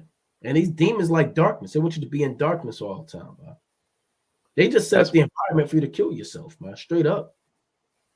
Darkness, more spirits of sad, worldly music coming in, and damn unhealthy foods. And they just want you to destroy yourself. you got Right? something called seasonal depression. And when Esau turned the clocks back, Jake started getting depressed because it's so dark outside. They see less of the sun because they know the sun. The sun can put a good spirit upon you. Not saying the sun is an entity and power of itself, but the light, is the light of anything can put a good spirit upon you. The light helps you see, but when you see the sun for just a little bit, you just feel weird. You feel funny. You don't feel right. And that's yeah. Huh. So with that, y'all done? You got any closing precepts? Kind. We're going to wind down. Again, we weren't able to get to every question like we wanted to. Is there going to be a part 3? Possibly. Right? It's all according to the spirit and pop Yahweh Shah. Maybe it's a part 4. Right? Maybe another part to this place go down. Right? Until there's no more questions left. Right? What you got it, King? It's saying Luke chapter 7, verse 44. And he turned to the woman and said unto Simon, seest thou this woman? I entered into thine house. Thou gavest me no water for my feet, but she hath washed my feet with tears, and wiped them with the hairs of her head. Thou gavest me no kiss, but this woman since the time I came in hath not ceased to kiss my feet. My head with oil thou didst not anoint, but this woman hath anointed my feet with ointment. Wherefore I say unto thee, her sins which are many are forgiven, for she loved much. But to whom little is forgiven, the same loveth little. And he said unto her, thy sins are forgiven. And so you have to ask yourself, how often do you really truly love the Lord? Are your works and actions equivalent, if not more, than that sister's? Than her works of her showing her love towards the Lord? How do your works of the Lord, it's like how does your works equate to love when it comes to the Lord? Right? You can't just say your works is just reading 3 chapters and nothing else a day. You got to read 4, read 5, and study. Right? Make sure you have your proper works before the Lord. Right? That shows that you love Him. Right? The amount of works that you perform and do. You don't want to overburden yourself, but you want to know that you can do as much as you can. Right? You can't over glorify the Lord. The Lord is always going to want to see those beautiful works, because you don't want to come before Him empty either. You want to make sure you have just enough, if not more. So I'm gonna get the classic. It's the book of Revelation, chapter 22 and verse 12. And behold, I come quickly, and my reward is with me, to give every man according as his work shall be. So we have to constantly endure, make sure we're constantly keeping watch, and we're increasing our amount of works in order to serve Yahweh Bashima Mashak Yabushai.